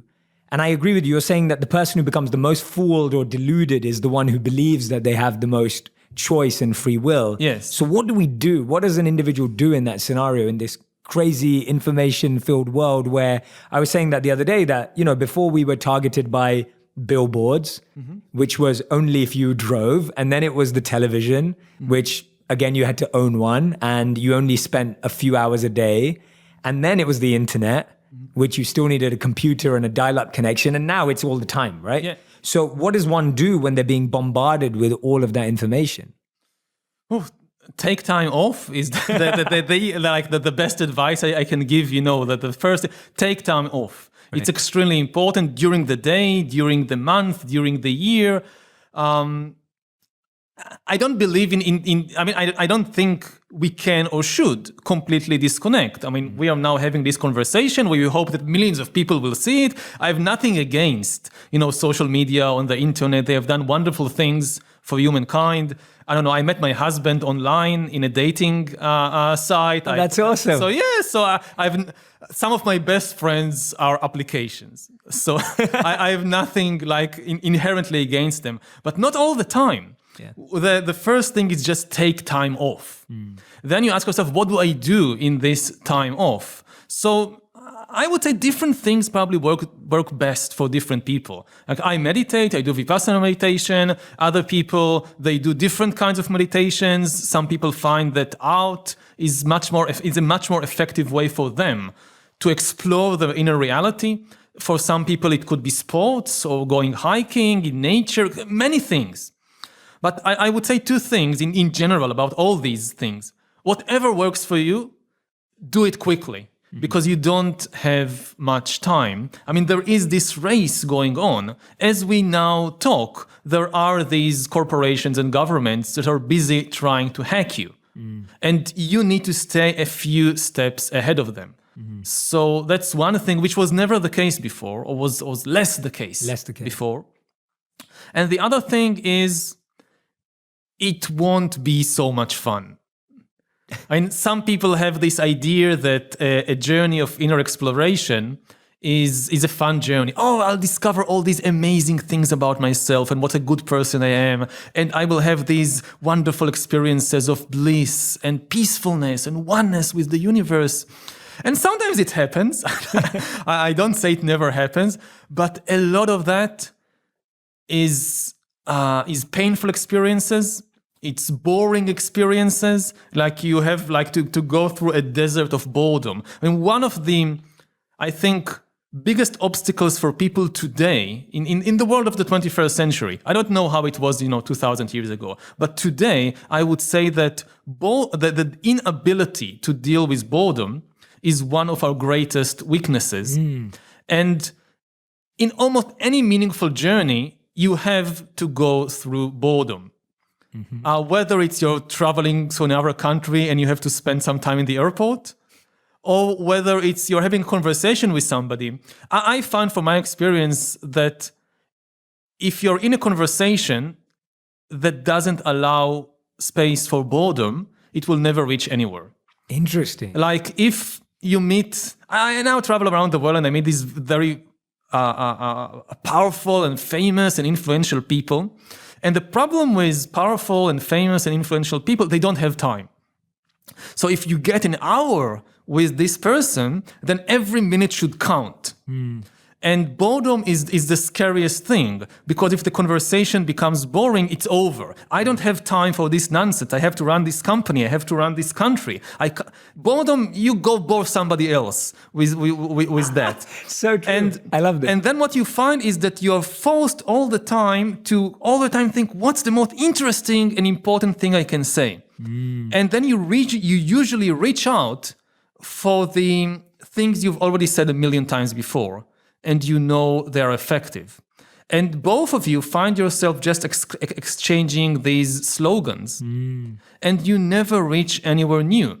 And to reach someplace new in a conversation, like you need to go somewhere and nobody really knows what they're talking about, and you're wandering around and you realize, oh, it's not going anywhere, and you come back and you wasted 20 minutes on something which was, in the end, it was nothing. And you can't do it when you meet the president or whatever, but the most interesting conversations I had in life, it was like this long conversation when much of it was quite boring. Yeah. So, and it's the same when you go to explore yourself. Like, I don't know, not necessarily in meditation even, like you want to, you go to use sport. So, okay, you start, I'll go on a hike. And you start going, and after 3 hours, you feel thirsty, and it's hot, and it's inconvenient, and there is nothing to see, and you say, oh, forget that. I'll go back and watch some movies. And you'll never reach the interesting parts of the journey, either the geographical journey or the kind of inner journey of exploration, if you don't allow yourself, if you don't have the discipline to go through these boring and sometimes painful and sometimes scary bits. I love that. I'm so glad you brought that up. I think it's such a brilliant point.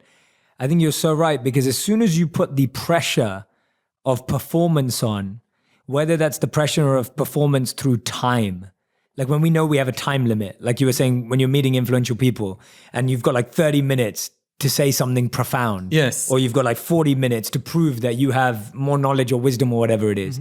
And so sometimes time's a pressure. Sometimes the pressure is not time, but the pressure is the people at the table. It's like, you know that everyone's powerful at the table. And so the pressure is, oh my God, I know he's smart and she's smart. So what do I have to say? And I think you're spot on that in those times, our lateral brain completely switches off, the logical brain switches on, and we just say stuff we already know. And you don't have moments of brilliance, and you don't have a moment that sparks unique thought. You don't get into flow state, for example. You can't generate anything new.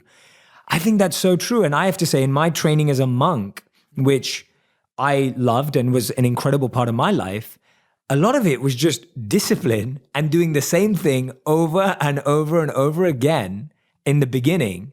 And what you said, walking across that desert of boredom to then find a breakthrough. Yeah. And it's almost just like that painful 99% to experience that 1% of bliss. Yeah, like in the movie, it always gets condensed into this fast track 1 minute or 2 minutes. Like, I don't know, you have Yoda training Luke Skywalker. So in the movie, it just got condensed into these 2 minutes. You get the point, let's move on, nothing. And it was probably very, I don't know, it's fiction, of course. But it was probably a lot of it was just, this tedious thing that you have to go through with. Absolutely. Are you bored right now? Right now, no. No? All right. We've got to get bored for a bit, guys. We've got to get bored for a bit so that you, get some space. No, I think that's a great point. I think becoming okay with boredom is such a useful skill.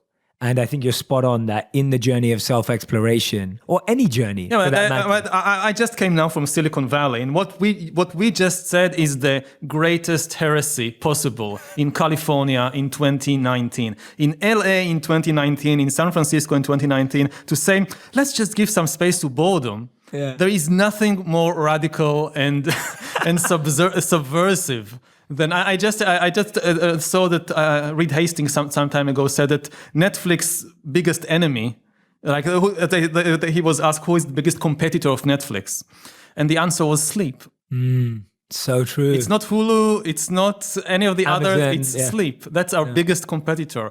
So, boredom, if people could get along with boredom, entire industries will crash. We just collapse.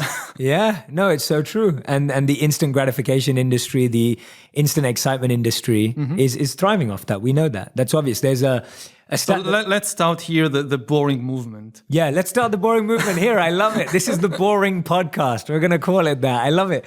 No, and it's true. I read a study that 80% of us pull out our phone in a crowd just to not feel lonely, right? Like not even to do anything. Just when we're walking through a crowd, we pull out our phone just so that we feel like we're doing something. And that pressure of always wanting to do something, just so high. No, I love that. I think that's such great advice. Find time this weekend to be bored. right? Be okay with boredom. Do you have you, and this, I don't expect you to have an answer. I'm just exploring it because I love the point you brought up. Do you have any ways of becoming more okay with boredom or letting there be moments in a conversation? Like, I'm sure when you went out on your first date with your husband, when you met through online dating, I mean, was there any boredom there, or were you like having to say stuff? Did you allow space for boredom? Because there's so much pressure when you date someone, right? I don't remember that it was boring, but yeah, there is definitely a lot of pressure in those situations. To be charismatic, to be attractive, not to bore the other person. It's the worst thing you can do. It was so boring. I mean, it's difficult. Again, I mean, I don't want to give like a single recipe. No. I mean, I do it, with my meditation practice. Sure. So you really familiarize. I mean, boredom is, it's an abstract idea. What does it actually mean? Yeah. What it actually means is our particular sensations in the body. It's not an abstract. And when you actually observe, I mean, you see that they are extremely unpleasant. Like when you're bored, we tend to think about boredom as something like nothing happens. But actually, a lot of things are happening. There is a lot. It's not like severe pain. It's actually a more subtle kind of pain throughout your body, which many people find far more intolerable than the heroic, severe pain that, again, I'll take an example just for meditation because I'm more familiar with it.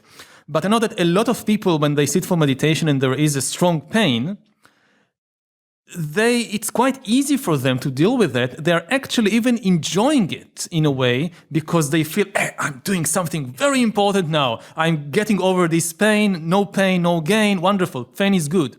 And then when boredom comes, it immediately breaks them. They can't deal with it because it's a very unpleasant feeling in the body. It's not abstract. But part of it, you don't feel heroic. You don't feel you're doing something important. You feel that you're wasting your time, that you're so little and insignificant. And especially people who say, come to whatever practice it is. Again, it could even be art, like you're learning to paint. And now I'm Picasso, I'm doing this great work of art and I'm having this autistic crisis, that's wonderful. But if you're just bored, you don't know how to deal with it. It's for most people, I think it's actually more difficult to deal with this subtle pain of boredom than with the heroic pain of some great crisis. Absolutely, I think you're spot on. For me, when I'm bored, I use it as space to breathe properly. That's kind of what I do. When I'm just in a gap or I'm in a moment where I'm like, a bit bored right now, and it's so easy to do the habit of just picking out my phone. And I know that, and I've noticed myself do that over and over again, that whenever I'm bored or there's a gap, I just take out my phone without any purpose, without any intention, without any goal. And so for me, I've stopped doing that and using that as a moment to breathe. There is actually something, when you pick up the phone, what actually happens in your body is that there is a little excitement. Maybe I get some email, maybe I got some like to my Facebook, whatever. And so the moment you pick up the phone, there is a rush, a small rush of excitement in the body. And actually, this is what makes it so addictive. People are addicted not actually to the phone. People are addicted to the small rushes of excitement that they can get dozens of times a day every time they pick up the phone to see what's there. Yeah, and those pleasure centers keep decreasing. Yeah, so we have to do it again and again. We have to accelerate to keep up because that pleasure center is depleting every time. And I think that's what we don't realize is that the more you do it, the harder it becomes to experience that feeling again. Yeah. Because you've just dropped it lower and lower and lower. Amazing. Okay, we started the boredom movement.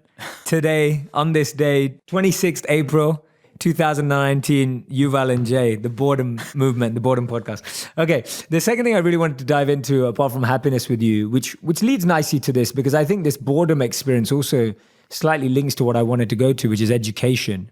You speak a lot about education. I've made a ton of videos about education and the education system and my challenges to it. Just yesterday, I was talking to people about how, like, when we were educated, we were taught to believe we had to be good at everything. We were taught that you had to get an average grade at this and an average grade at that and an average grade at that. And you had to be equally good at history and science and math and English. And a lot of the videos that I've made on these topics have been shared a lot. So one of the videos I made on this topic has 367 million views on one video. It's been shared like 8 million times or something crazy like that. And it's because we feel this pressure through our education. Now, I believe that the ideal education system should have a head, a heart, and a hand. A head for critical thinking, a heart to understand, to experience, and then a hand to give, to serve, to make a difference. And you talk in your chapter about the 4 C's of critical thinking, communication, collaboration, and creativity. Yeah, that's not my idea. Yeah. And it's like the experts in the field are increasingly talking about these 4 C's. Absolutely. So tell me about your thoughts on the education system and why you got fascinated with that and how you think that's impacted some of our mistakes we make now. My interest with the education system comes, I am in the education system. I'm a professor at the university, so it's part of my life. But now it's mostly from thinking about the coming revolutions, especially in the job market, that, again, we're in a unique situation in human history when for the first time we have no idea how the job market would look like in 20 or 30 years. That was never before the case in history. There are always things you couldn't predict about the world 30 years from now. Political revolutions, wars, plagues, economic crisis, nobody could ever predict that. But at least about the basic skills that humans will need in 30 years in order to get a good job and in order to support themselves and get along in life, we always had quite a good understanding of that. So if you lived 1,000 years ago in the Middle Ages in some small village, and so people didn't know who would be the king in 30 years. People didn't know there might be a plague or an earthquake, who knows. But they knew what they needed to teach their kids if they were to have a reasonable life in 30 years. You need to know how to plant rice and how to take the goats herding and how to make cheese and how to make bread and how to build a house and all these. And today, we just have no idea what skills people will need in the job market in 2050. Anybody who tells you, I know how the job market would look like in 2050 and what skills will be needed is deluding either you or also themselves. The only thing we know is that it will be a completely different job market because of the amazing advances in AI and machine learning and also in bioengineering. So more and more jobs will be replaced by machines and computers and robots. Some jobs will be transformed and new jobs will appear. Now, I don't think we are facing a situation, no more jobs in the world. There will be new jobs. The big question is actually 2 big questions. One big question is about training and retraining. There will be new jobs. Will people have the skills necessary for these kinds of jobs? Previously, when machines replaced humans, for instance, in agriculture, so machines replaced humans in low-skilled jobs in farms, but a lot of new low-skilled jobs were created in factories, like the tractor replaced you on the farm. So you moved to Detroit to work in Ford's corporation to build a tractor. And the new job was usually a relatively low-skilled job. So within a couple of weeks, perhaps 2-3 months, you could transform a farm worker into a worker in a tractor factory. But today, when you look to the future, so people say, yes, there will not be any more jobs for truck drivers because you have self-driving trucks, and there will not be a lot of jobs for people producing shirts in textile factories and things like that. But there will be new jobs in the creative industries, whether in art or whether in science or in interacting with people. But the problem is these new kind of jobs will require high skills. So it won't be so easy to take an unemployed textile worker at age 40 and transform her into a software engineer that creates virtual reality games. And what makes it even worse is the huge gap between different countries. I think that in a country like the US, which is bound to reap much of the benefits of the coming AI revolution, because California, along with China, is one of the centers of this revolution. There will be immense new wealth created, at least in some parts of the United States. So I don't worry for the Americans. But when I look at other parts of the world, countries which depend almost entirely on cheap manual labor, let's say just south of the border, you go to Mexico, you go to El Salvador, to Honduras, to South America, what will happen there? I mean, we are not educating the young people today in Honduras or in Colombia to be software engineers. So even if there are a lot of new jobs in California for software engineers, this is not going to help the kids who are growing up today in Honduras or Colombia. So what will they do? And we have no answer. And that's actually my biggest worry about the education system now, is from a global perspective, the huge gap that is opening between different countries in the face of the coming AI revolution. If you were in charge of the education system south of the border, what were the things you'd be thinking about at least? I need money. Okay, but if you had the money, what would you be thinking about? Because money is never an issue, really.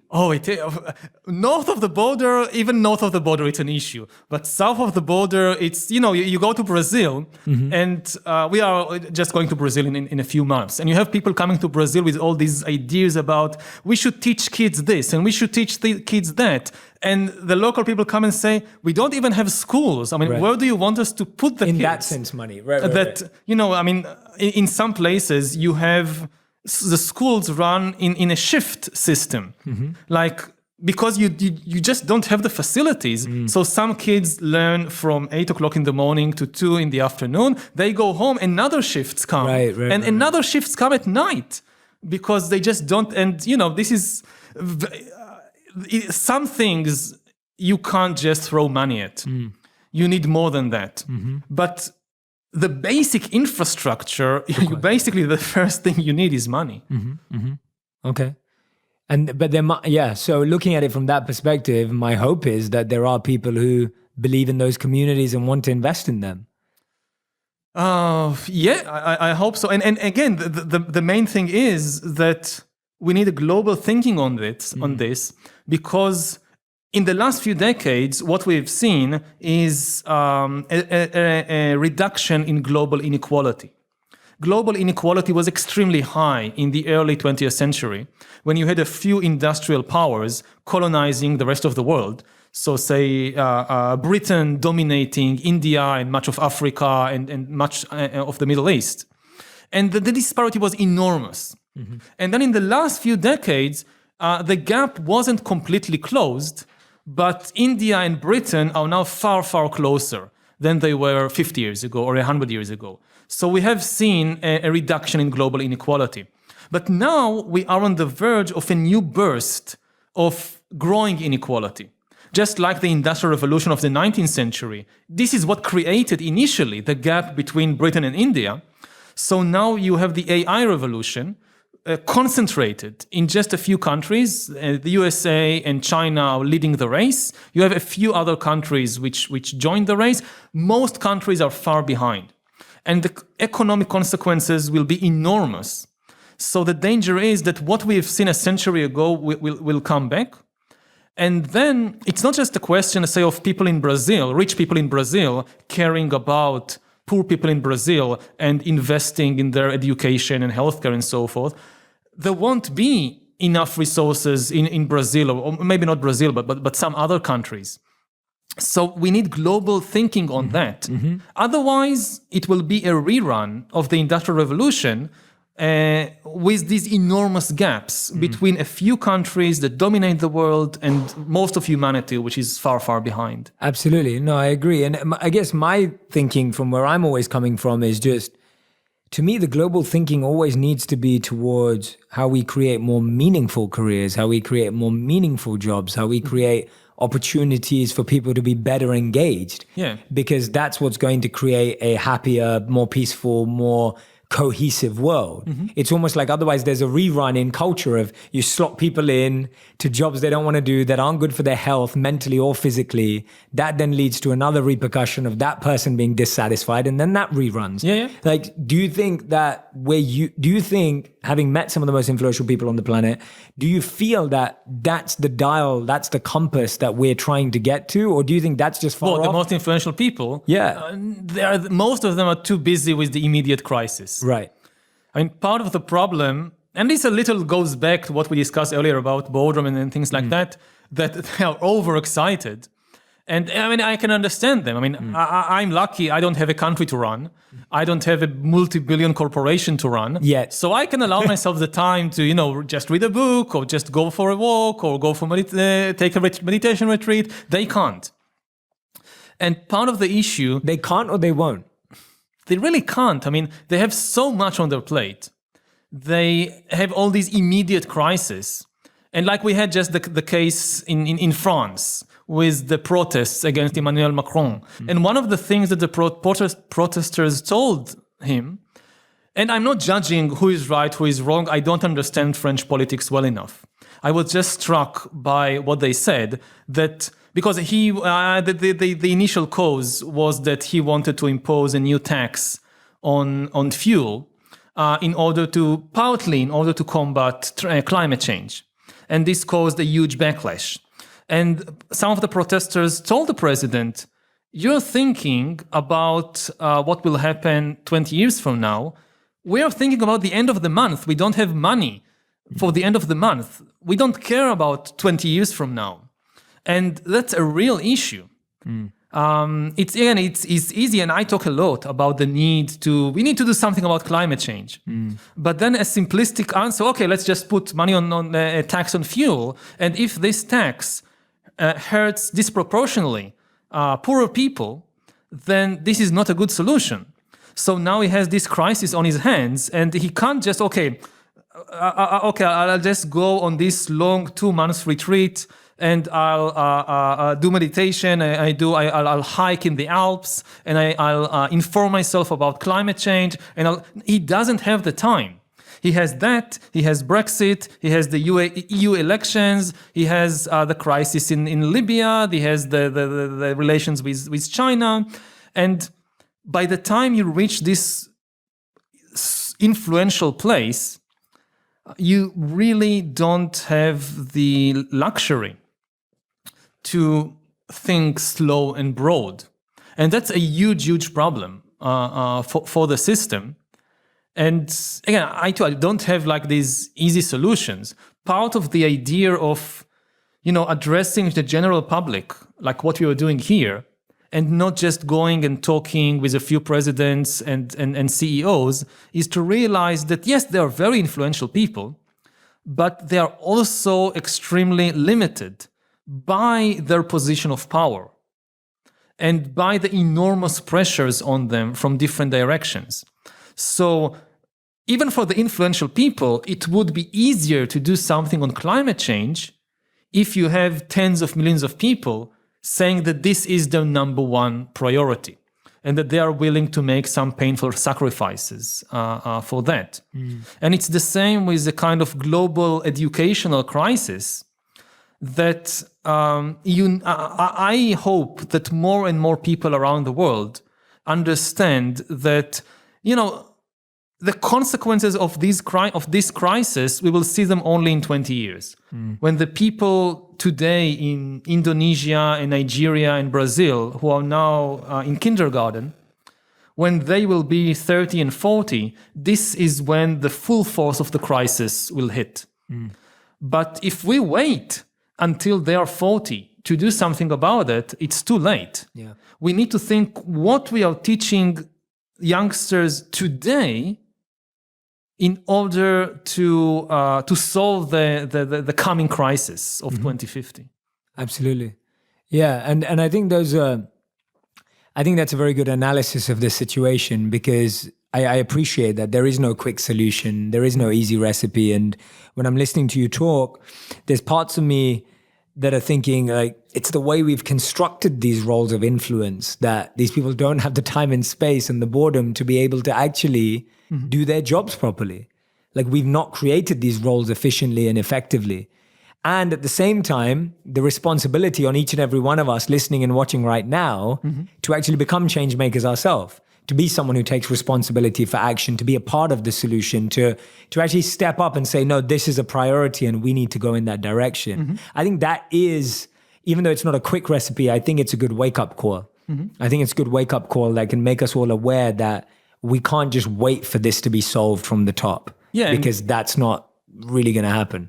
Especially assuming that a lot of our viewers and listeners are in the United States, then America is still the most powerful country in the world, economically, militarily, politically. So Americans can do more than the citizens of any other country. And there is still, this expectation that America will be the leader of the world. In recent years, it's been going in the opposite direction. That it's really, I think that's very unfortunate, willingly abdicating its role as leader of the world. For decades, both from the right and left, Republicans, Democrats, what was common to all the spectrum of American political system was that they intentionally saw themselves as the leaders of at least the free world. And then in the last few years, America comes and says, no, we don't want this job anymore. For us, America first. We need to, first of all, think about ourselves and our own interests. And nobody wants to follow a leader whose motto is me first.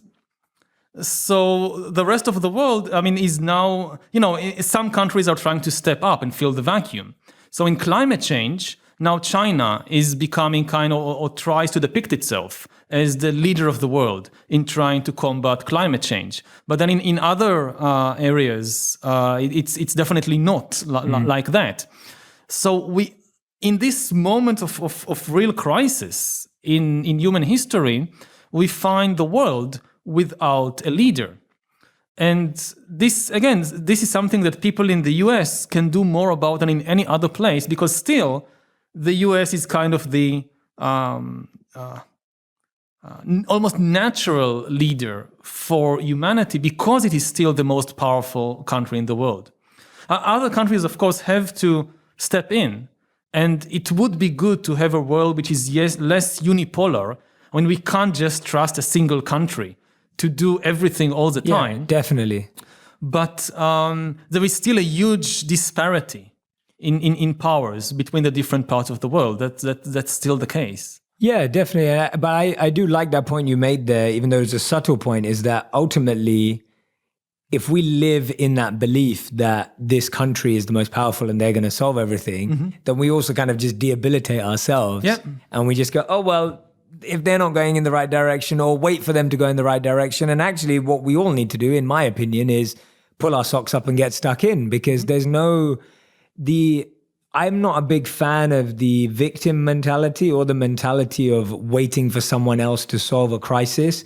It's like if your house is on fire, you don't wait for your mom or your dad to fix it. You get involved too, right? And so if we believe that there's a crisis, or even if we don't believe there's a crisis, but we believe things are not going in the right direction, I would want everyone from every country, whether it's India, whether it's Australia, whether it's across Europe, to step in and take action. And in that sense, actually, the one good thing that comes out or could come out of the current retreat of the United States from the position as leader of the world is that it kind of forces other countries and other people to step in. Yes. And I hope that this will happen. Yeah, good. We have the same hope. Yeah. We have the same hope. I love this. Okay, great. So we've kind of gone from happiness and inside to global macro viewpoints. I want to go back inwards again. And this is actually from a couple of days ago.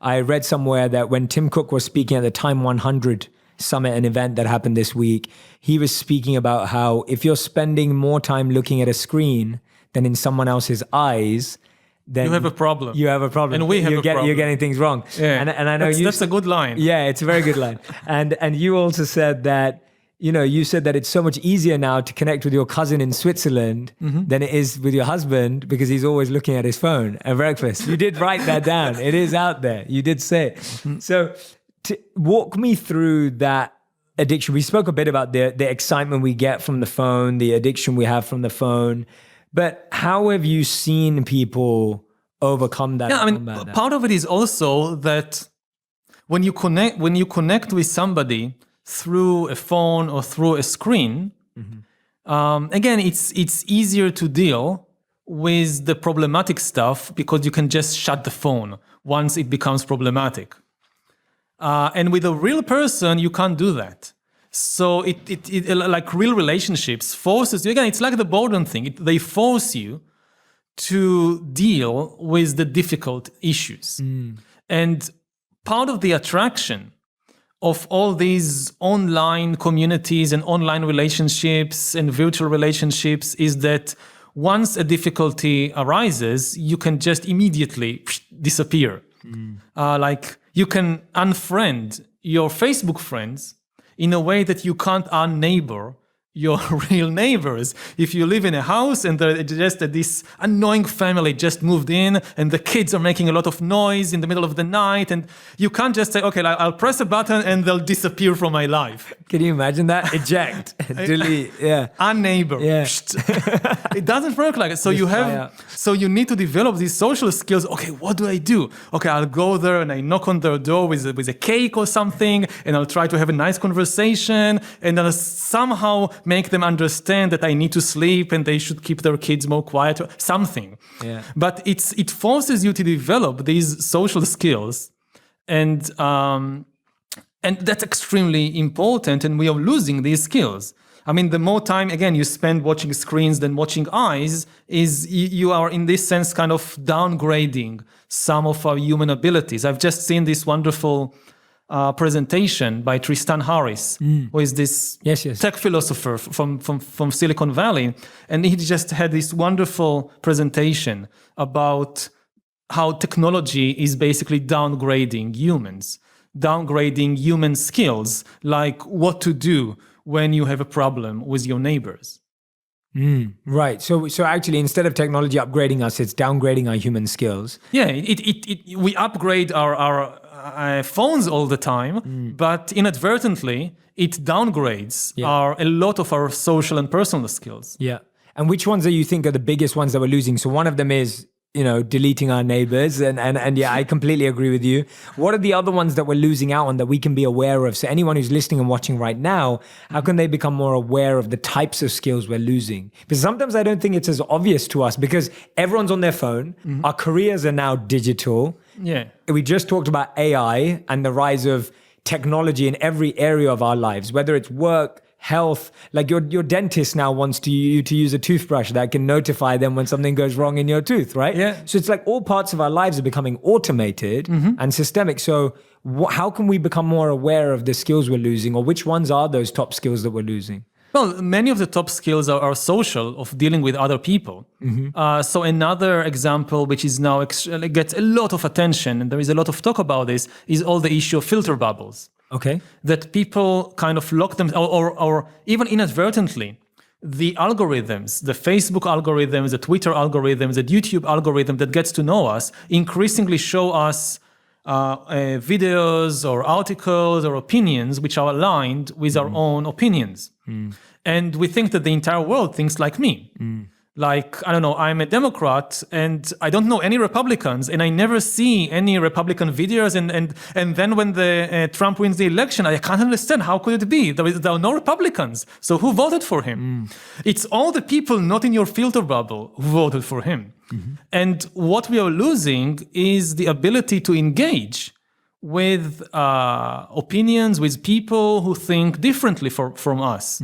Now, one crude way of trying to fix that at least some corporations like Facebook tried to do, is every now and then show you an article from a different side of the political spectrum.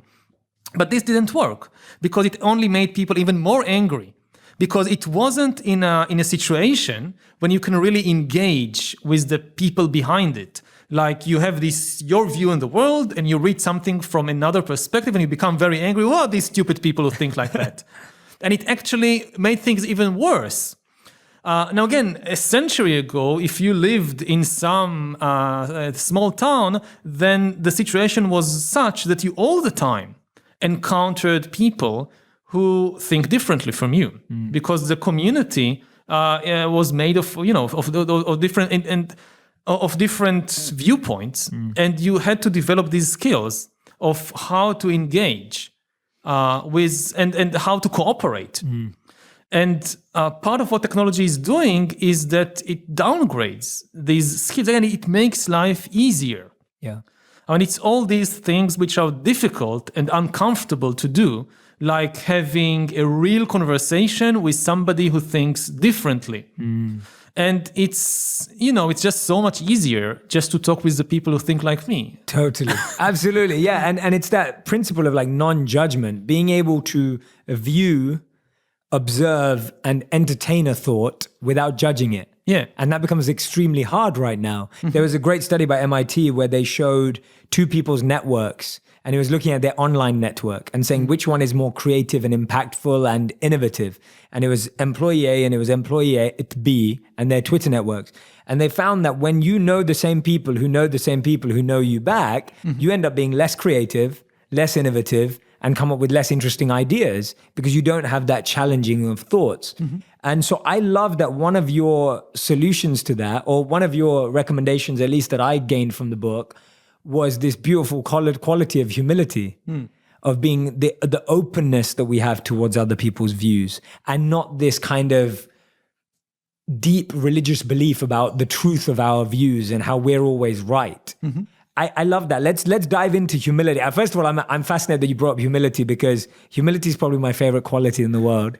I find it the most endearing thing in the world when I meet someone who has it, especially someone who's very accomplished.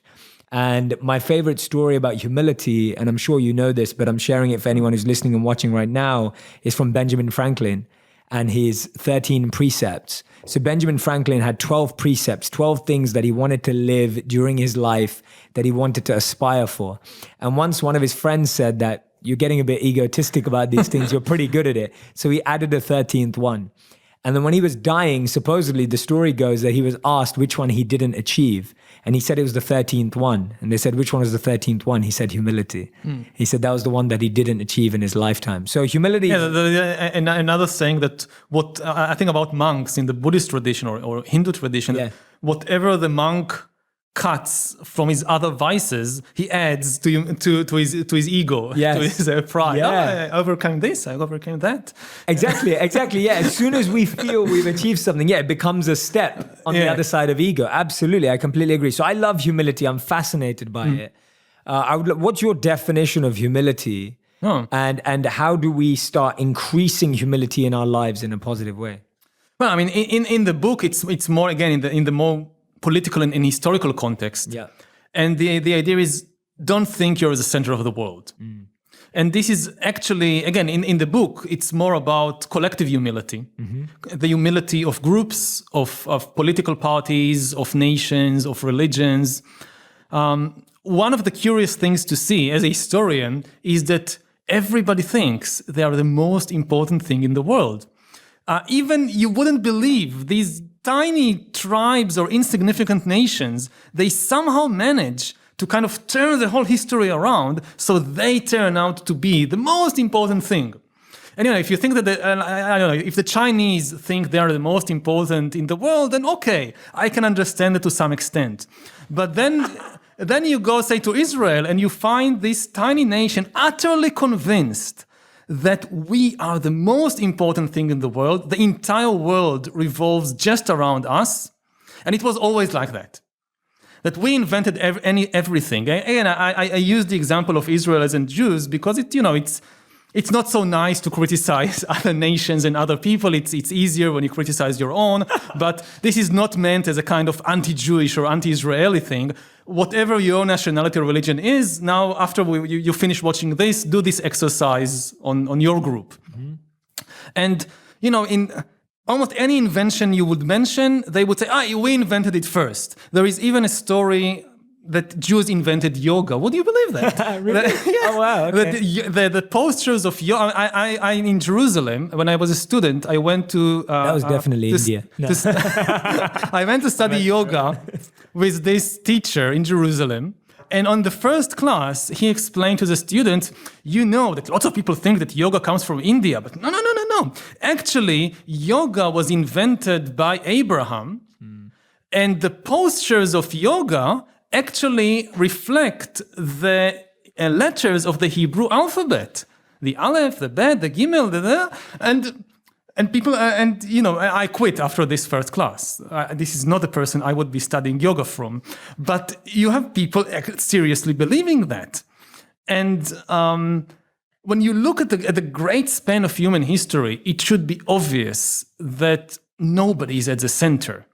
Yes, almost every nation or religion contributed something, but most things were, if you had to live your life based only on the inventions and creations of people from your nation, you would have a very miserable life. You'll probably be dead. I mean, if you have to eat only the things that were domesticated by your direct ancestors, like, I don't know, Italians, you must now stop eating tomatoes because tomatoes were domesticated in Mexico and not by Italians. And Indians, forget about these chili peppers. No more chili peppers for you. Chili peppers were also domesticated by Mexicans. And Mexicans, don't put yourself too high because you like your steaks and hamburgers. There were no cows in America before Columbus, and no horses. They came from the old world, and so forth and so on and so on. And it's just not just food, it's everything. So really understanding how interconnected the whole humanity is, and that yes, your people contributed something, but it's a small thing. It's not the whole thing. And it's most important, I think, in the field of morality. Because again, I mean, in Israel, there is this very strong belief we invented morality. Before the Jews, there was no ethics in the world. We invented it, and the entire world owes us this huge debt of gratitude because all the morality in the world came from the Jews.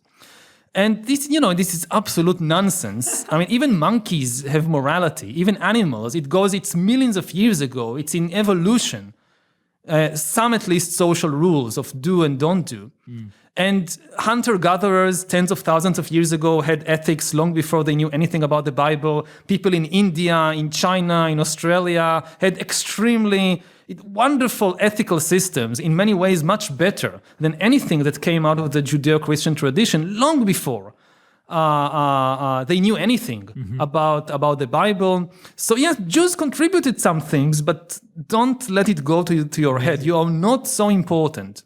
What a beautiful message to end on that message. I love that message. I think it's incredible. If we all looked at our wardrobes, our kitchens, our refrigerators, our homes, our cars, we'd notice that it was inspired by the globe. It was never one or the other. It was never just one place or one country or one region. I think it's such a beautiful message. I have so many more questions I want to ask you. I hope we're going to do this again on nationalism, competition, and a billion other things. But we end every interview with what we call the final 5 quick fire, rapid fire questions. Okay. So these are 1 to 3 word answers. 1 to 3 words. Okay. Yeah, or 1 sentence maximum. 1 sentence. So this is number 1. What is the biggest mistake we make as humans? 1 word, 3 words, 1 sentence max. Underestimate our stupidity. Nice. I love it. Okay. Question number 2. What is the best advice you've ever received? Observe your breath. Nice. Number 3. What is the worst advice you've ever received? Just follow your heart. Nice. Okay. Number 4. What's the one thing you want to learn this year, or you're trying to learn this year?